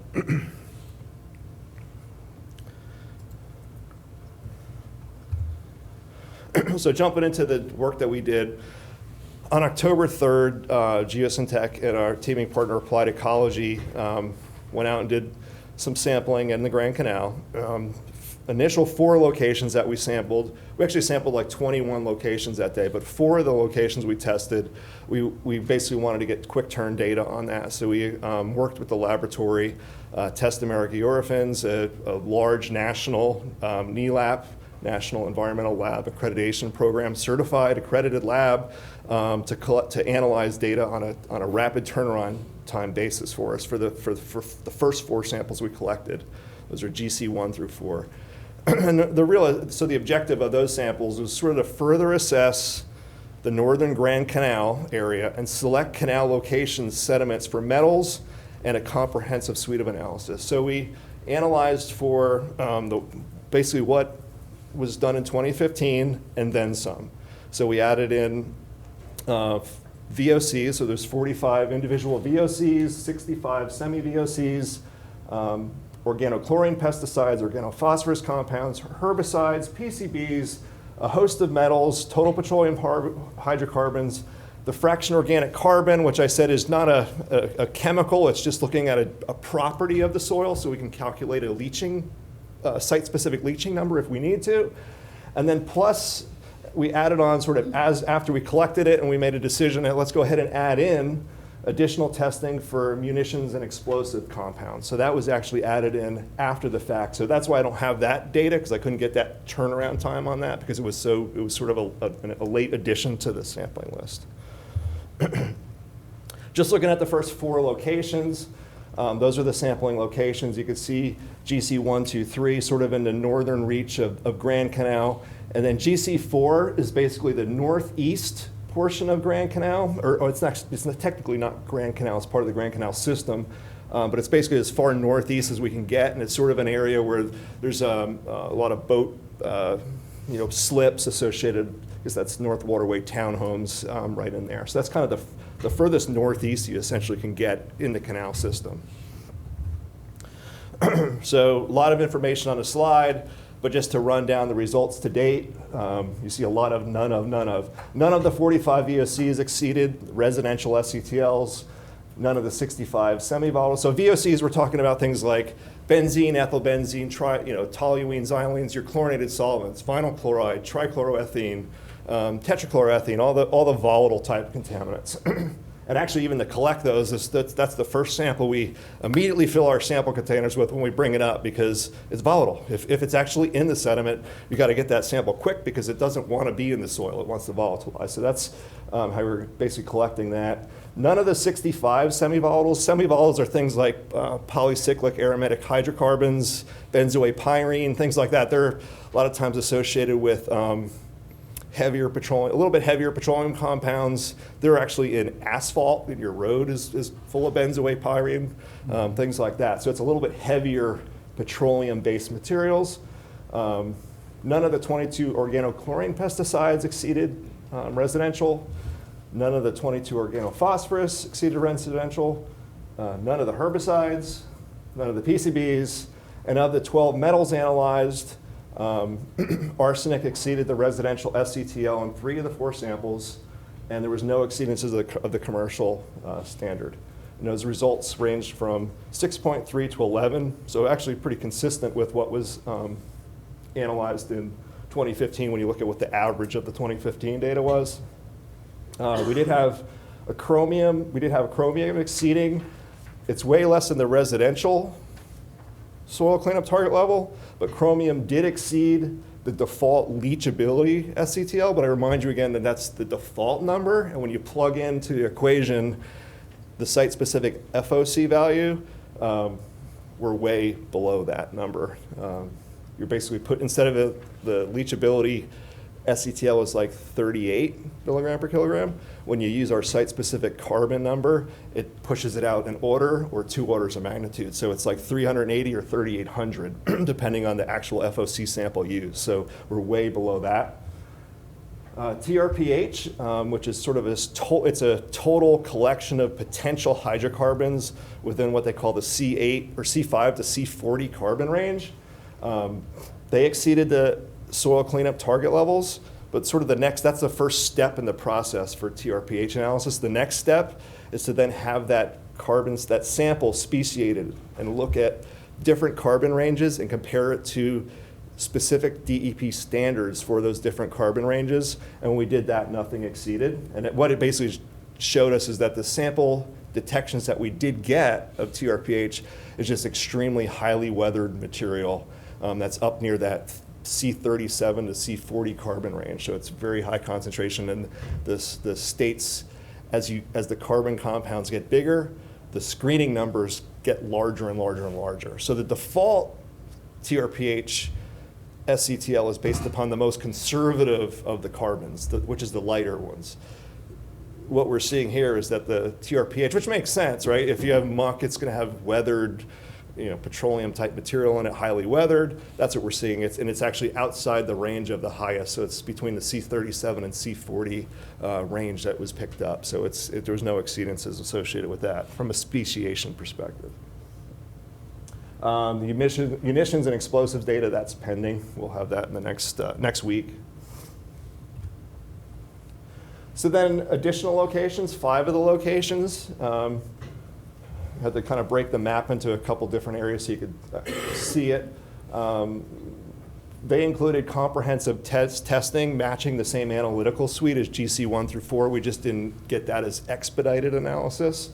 And this data was collected to further assess the northern Grand Canal, to look at the easternmost canal terminus locations and Berkeley Canal locations, because that hadn't been previously tested, and it's now, I guess they're trying to get that added into the permit for the dredging. So you can see on the right, that's the overall kind of canal network. To the left, you'll see the locations I circled in red. That I believe that's GC 5 and 6. So those one is at the very end of a canal. Another one near the dredge management area, and then the box in the bottom right is a kind of a blow up of the south area and just showing 3 samples that were collected within the Berkeley Canal system. And then this is the results. I'll predicate this is as of yesterday data that's come in, but the results for the analyses that have come in so far, none of the 45 VOCs exceeded, none of the 65 SVOCs exceeded, none of the 22 organochlorine pesticides exceeded. Organophosphorus results are pending. Herbicide results are pending. None of the 7 PCBs exceeded or even were detected. Of the 12 metals analyzed, again, we had arsenic in 4 of the 5 samples. We had 1 exceedance of the commercial SCTL with concentrations ranging from 0.78 to 20 milligram per kilogram, but a 7 milligram per kilogram average. Again, similar to the average of the GC 1 through 4 samples, and again, similar to the average of the 2015 data. Copper exceeded the residential cleanup target level in 1 of 5 samples, ranging from 2 to 220 milligram per kilogram, with a 58 milligram per kilogram average. So again, consistent with what we saw in what was collected in 2015. We had again had a chromium exceeding the leachability, not the residential, but the leachability standard in 1 of those 5 samples. And again, this is an area with elevated fraction organic carbon. A site-specific calculation shows that you're way less than the leachability calculated value, and it wouldn't represent a potential leaching to groundwater if it was applied to a land at a concentration above the GCTL. Out of these, GC 5 through 9, 1 of the 5 TRPH results exceeded the SCTL. Again, however, carbon range speciation results demonstrate that the petroleum was just highly weathered and it did not exceed the speciation range cleanup target levels. And munitions, explosives data is pending. We don't have that in yet. In addition to those first 5 samples, we did, recognizing that the first sort of run of dredge work would be proposed in the northernmost section of Grand Canal. We ran, and recognizing that, well, arsenic and copper have been the primary, potential issues, or anything. It's actually really the only thing being detected. So we did an initial 12 locations, GC 10 through GC 21. You can see them. They're in orange, sort of running down the northernmost section of Grand Canal. Those were tested for arsenic and copper exclusively. And the idea here is let's collect a high density of arsenic and copper data in the northern portion of Grand Canal in that initial area to be dredged, just to make sure we further understand what's going on there.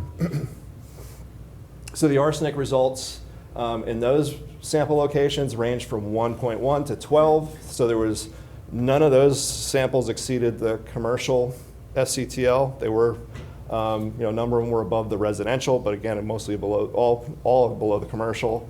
The average concentration, 8 milligram per kilogram, again consistent with previous data. Copper concentrations range from 6 to 120, and that data didn't show any exceedance of residential or commercial soil cleanup target levels for copper. So just a quick summary and conclusions. The testing conducted, based upon the data received to date, in combination and consideration of that 2015 data, does not indicate sediment issues or concerns associated with VOCs, SVOCs, herbicides, pesticides, PCBs, and the majority of metals that were in the tested samples. Obviously, arsenic, copper, and then we had the chromium, way less than the leachability, site-specific, but just wanted the majority of metals were a non-issue. Arsenic results collected in 2019 are similar to the 2015 results. They typically exceed, you have a number of samples that exceed the residential SCTL, but they're less than the commercial soil cleanup target level. And when you start averaging data, when you're pulling up a lot of muck, what you're doing is you're getting a lot of averaging at that point. Those average values are less than the commercial soil cleanup target levels. When you calculate it with the 2015 data and any combination of the new data, you end up with an average concentration that's less than the commercial soil cleanup target level.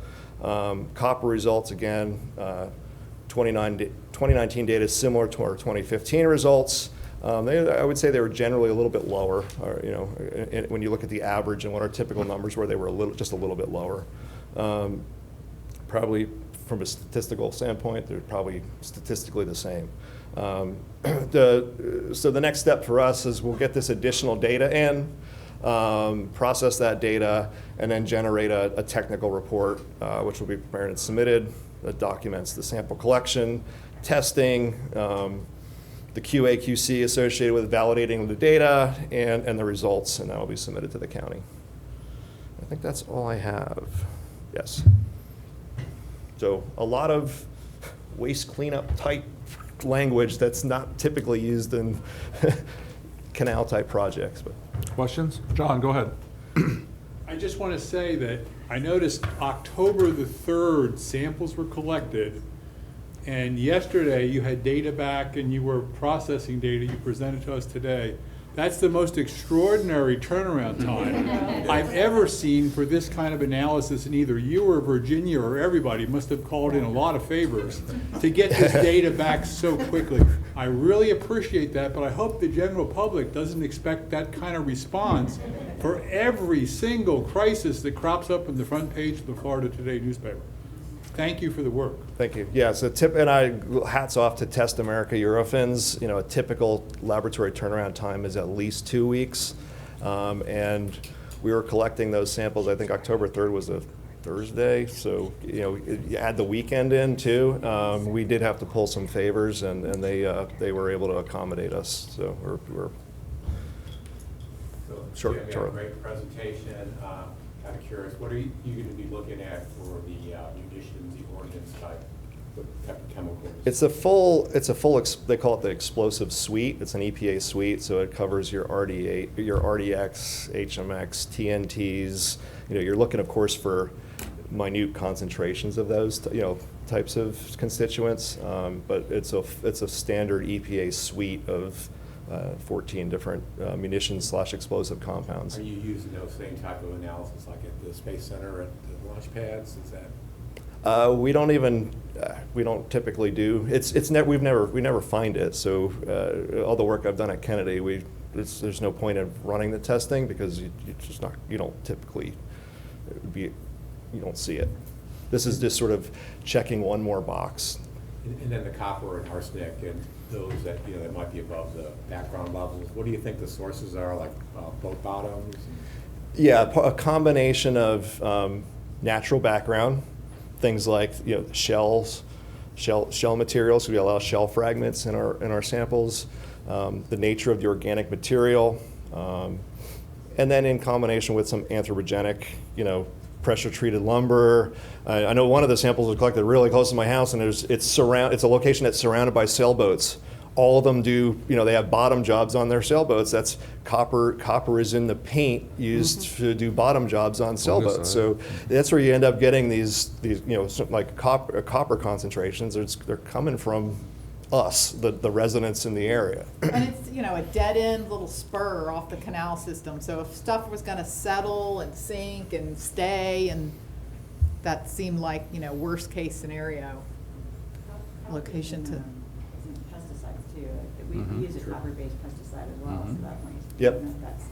But I just had just to put it in, people who don't do this every day type speak.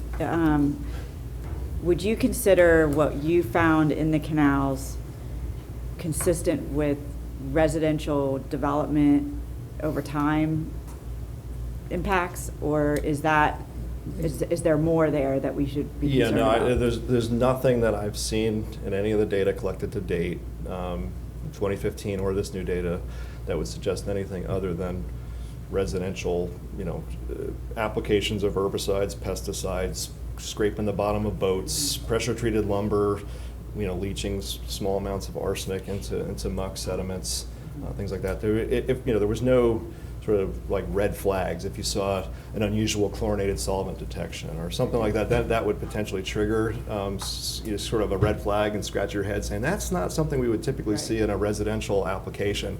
But this is what we typically see. I mean, it's also no different than places like golf courses where they go to redevelop golf courses and find, you're going to find arsenic and copper because of, treating fairways, tee boxes, and putting greens with fertilizers that contain arsenic over the years, and an application of herbicides, pesticides, things like that. But nothing unusual. No red flags. So no we red shouldn't flags. be like, No Okay. red flags. Thank you. Any other questions? Question Go ahead. for staff.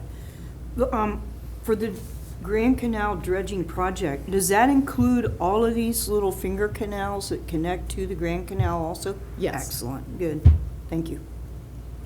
Any other questions? Yeah, Denny? just- Oh, sorry. Go ahead, Charlie. For Virginia, is there anything you've seen in the concentration numbers that would impact the permit? I mean, there are any prohibitions about dredging based on So concentration?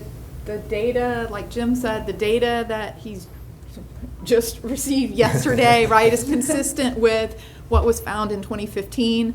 The permits were issued based on the findings of 2015. So, no, I don't anticipate any permitting issues. Just one question. Go ahead, Dennis. Why is there a differentiation between residential and commercial?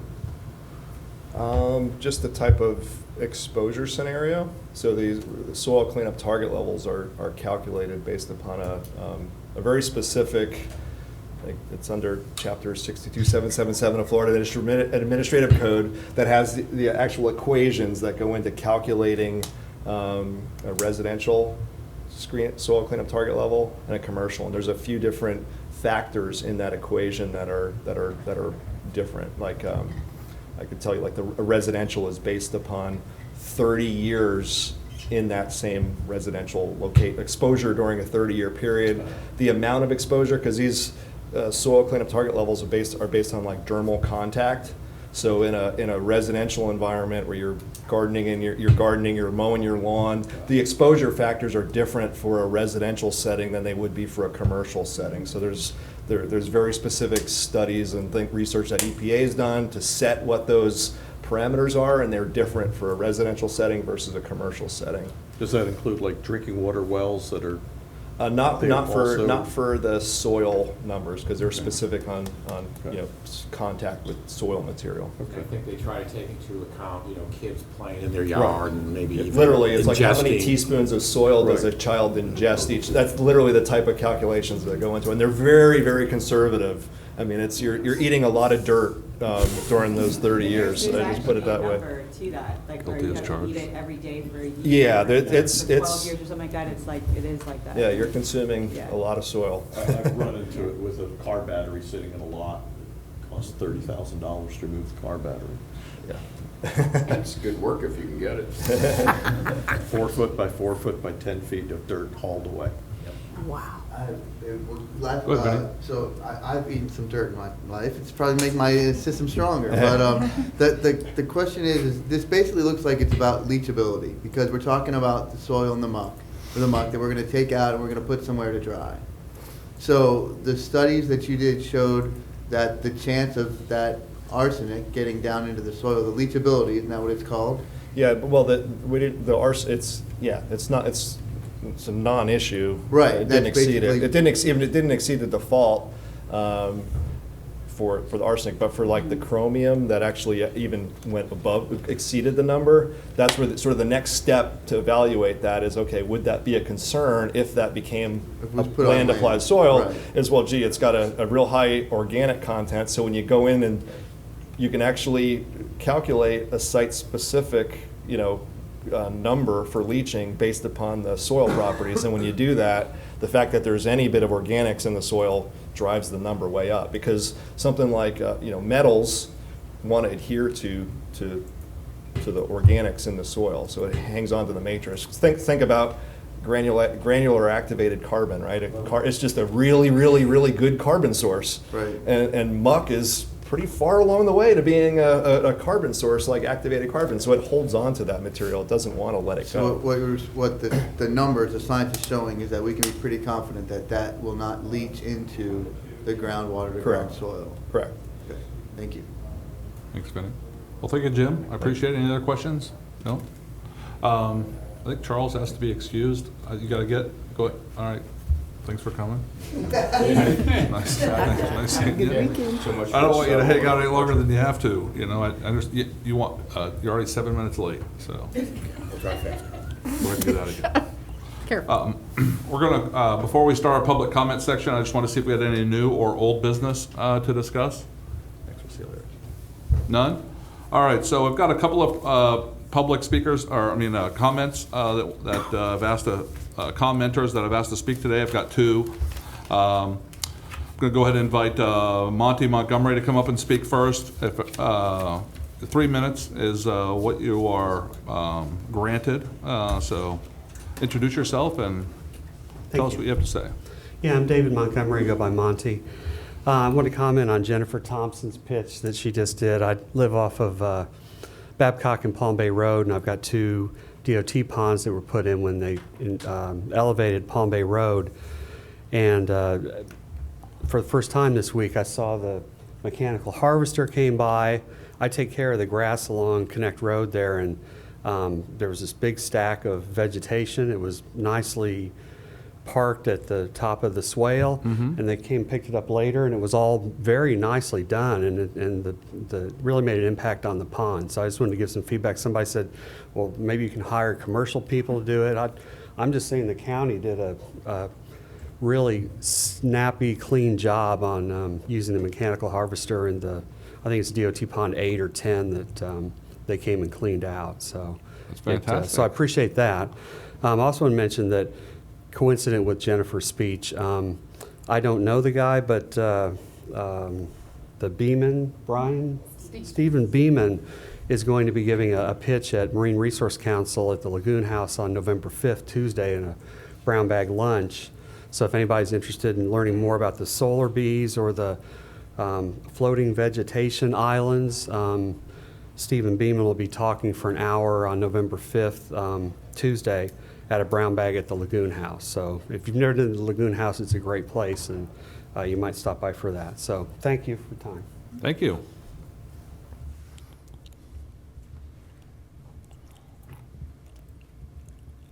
Okay, and then our final commenter today, Sandra Sullivan. Hello. Hi, Sandra Sullivan from South Patrick Shores. So when the 2015 Muck Sediment Report came out, there was a big red flag on it.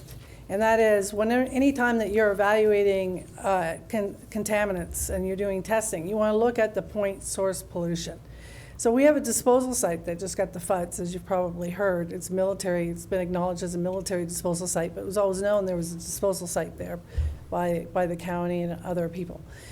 So when that muck sediment report came out, there's a big red flag on it because there's six aerials on it, 2 that are historical. only those two aerials were cropped not to go from the Banana River to the ocean, to hide the dump. So the most common, say, ethical red flag in government is called the emission sin. So you don't put information in there. In the historical section, it wasn't in there. So I sent a request to the engineers of record, simple thing. FUDs came out, amend the record that there's a disposal site there so you look at and evaluate the point source pollution. And the engineer that works for the county, which is Walker Dawson, worked for Artemin and was one of the key engineers on that project. He told me that. And we did records requests. And he told them not to amend the record, no problem. Okay, so that's another red flag, and that's something we're looking into. Now, I have here records, tens of thousands of pages of records requests, FOIA, from Patrick Air Force Base. That shows that Patrick's was dumping contaminants directly in the Banana River. They were dumping them directly into the ocean. They knew, because the EPA told them that there was a health risk for what they were disposing to the river. I came in here and I told you guys about that, okay, in the record, in the email. So I have a lot more documentation on it, okay? Now, unless you evaluate the point source pollution, both from Patrick Air Force Base and from the disposal site, you don't know what you're dealing with, and I'll tell you why. Because I've been speaking to a retired Naval Air Station, a Navy munitions expert, and he told me his biggest concern for the disposal site in our neighborhood is the chemical weapons testing that would have been part of the long-range proving grounds when it was set up in 1949. Now, when they go into sites, and if you look up FUD sites on the internet, and you look in when they go into a site that is consistent with that kind of issue, the flag is arsenic, okay? And they go into a house, and then in one spot it's like 6 milligrams per kilogram, and a ways away it's in the hundreds. So arsenic is the flag to look for when you're dealing with chemical weapons testing that are neurotoxins. Well, guess what happened in the years following when they disposed to the river? We had an ALS cluster on those canals. We had 6 cases on 8 canals in 1 year and 2 more cases the following year. And they knew it's in the records, okay? So you go disturb that muck, and that's whatever those contaminants are that were a concern, and that gets put back into the water column. Are we going to see another ALS cluster, which is a disease, a very rare disease that is consistent? It's 60% higher among military people. So I want you guys to think very carefully on this. I know the permit's gone through, but I'm going to give these documents to everywhere. They're on my Facebook page. They're on Waves Beachside. All of you can take a look at them, because I'm all about transparency. The documents I talked to you about here a few months ago, 6 or 7 months ago, those are all on there. The records requests that I did to the county, they're on there. I'm all about transparency. Thank you. Thank you, Sandra. Okay. Any other public comments? Nobody had completed a card. Okay. All right, so we're going to see if we have any final comments by the committee regarding the meeting or any other matter. Courtney? I just wanted to ask Jim real quick a question about one of the comments. Is that possible? Can I do that real quick?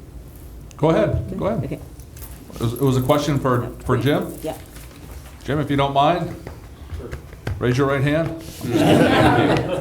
So just because if somebody's watching this and they get that concern, if we're muck dredging and we're disturbing the muck, if you will, that's the quote, in the arsenic levels that are present here, are those levels that would red flag a health situation such as ALS? I know that you're not a health person, but are those large enough, are they high enough to say, wow, that's a problem that we need to not, Yeah, I will preface that by saying I'm not a risk assessor or toxicologist. But I know the concentrations that are those soil cleanup target levels are based upon, are based upon on very specific exposure scenarios that requires exposure. You know, you're gonna have to have that exposure, and the exposures are based upon decades of exposure. So removing muck with single digit to 10 milligram, 12 milligram per kilogram of arsenic, it's a non-issue. I mean, one of the reasons I also use, you look at the map of the United States. Right. Background arsenic, to say it's a red flag, well, it's everywhere. It's a naturally occurring element. So there's arsenic in the environment, essentially When we everywhere. talk about having to clean up arsenic levels, usually when we go in and clean up those levels, they're incredibly high. And when we clean them up, we bring them down to that cleanup level because that's a target cleanup level. We're just trying to bring them to background, Right. to what natural background is in the given area. I mean, Florida's cleanup target level is 2.1, but actually a lot of counties have actually done their own sort of some different background studies because they would be digging up the entire county. Right. Dade County, for example, their background numbers are 3-4 milligram per kilogram. Just normal. So, in the range of background, other federal facilities, they do background studies where they have range of naturally occurring background. And I know some of the federal facilities around here have range of natural documented background that's been statistically vetted and approved by, regulatory agencies that are, 8-9 milligram per kilogram for just standard, kind of typical background. Okay. So. Okay, thank you very much. Appreciate it. Don't leave. Stephanie? Oh, you want? Don't leave. I have a Stephanie, go ahead. question. Oh, sure. So, to me, the concern that it appears that she is raising is not that the arsenic levels are necessarily the problem, but that they may be indicating that there are neurotoxins that are present that come from the munitions. So when you do the munition studies that we don't have the data back on yet, that would show that, would it not? Based upon the suite of analytes that are in that list, it'll tell us whether they're absence or presence. Exactly. And that's so what we'll know as soon as that data comes back whether those things are present or not. we're correct. Thank you. Can I comment since he spoke? Can I please have a moment? I'll give you 30 seconds. Thank you, that's fine. Sure. So they're not munitions, they're chemical weapons. So it's different. So the munitions testing is for RDX and the explosives. This is about chemical weapons. And what the Navy guy, and I bought a book also, but he told me there's a specific testing you have to do. So if you're testing for XYZ, and this is Y and M and whatever other letters, you're not going to find it unless you test for those constituents, right? And when you're looking at chemical weapons, it's a different set of list, okay? So, and also the point of where those higher levels are, so the highest levels are at the heads of the canals, right? And so the EPA report, where I told you guys, indicated that from our disposal sites, it's in South Patrick Shores, the hydrology, the groundwater runs right into the heads of the canals. A lot of those things bind to the soil. That's where they said the highest risk would be. That's why I've repeatedly requested the heads of the canals tested, because that's where the arsenic is 22.6 milligrams per kilogram. So if down gradient, it's 22.6, what is it up gradient? And so it's the head of the canals, but the key, it's a flag indicator of potentially there being because after World War II, they were developing chemical weapons that were neurotoxins. And so it's consistent with that ALS is a neurological disorder. And that's what occurred immediately after. Thank you, Also Sandra. the disposal from Patrick Air Force Base out that included also the chemicals that on here, the EPA is telling them represented a health risk. Thank you. Okay, were there any other questions or comments for Jim? Or any other general public comments or questions, concerns? Courtney? I just wanted to point out that we have 2 letters here from the Mooring Association and from the president of SPRA supporting the muck dredging project. So I just wanted to point that out. That's in that all got handed out today, right? Yes, sir. Okay. Okay, well, is that it? Courtney, anything else? No? Meeting adjourned. Wait, did we do final? The opinions expressed by any member of the public during any period of public comment do not necessarily reflect the views or opinions of the Board of County Commissioners of Brevard County, Florida, Space Coast Government Television, or the program sponsor, and are solely those of the presenter. The Board of County Commissioners of Brevard County, Florida, Space Coast Government Television, and the program sponsor hereby expressly disclaim any and all responsibility or liability for any defamatory or slanderous statements expressed by any member of the public during any such period.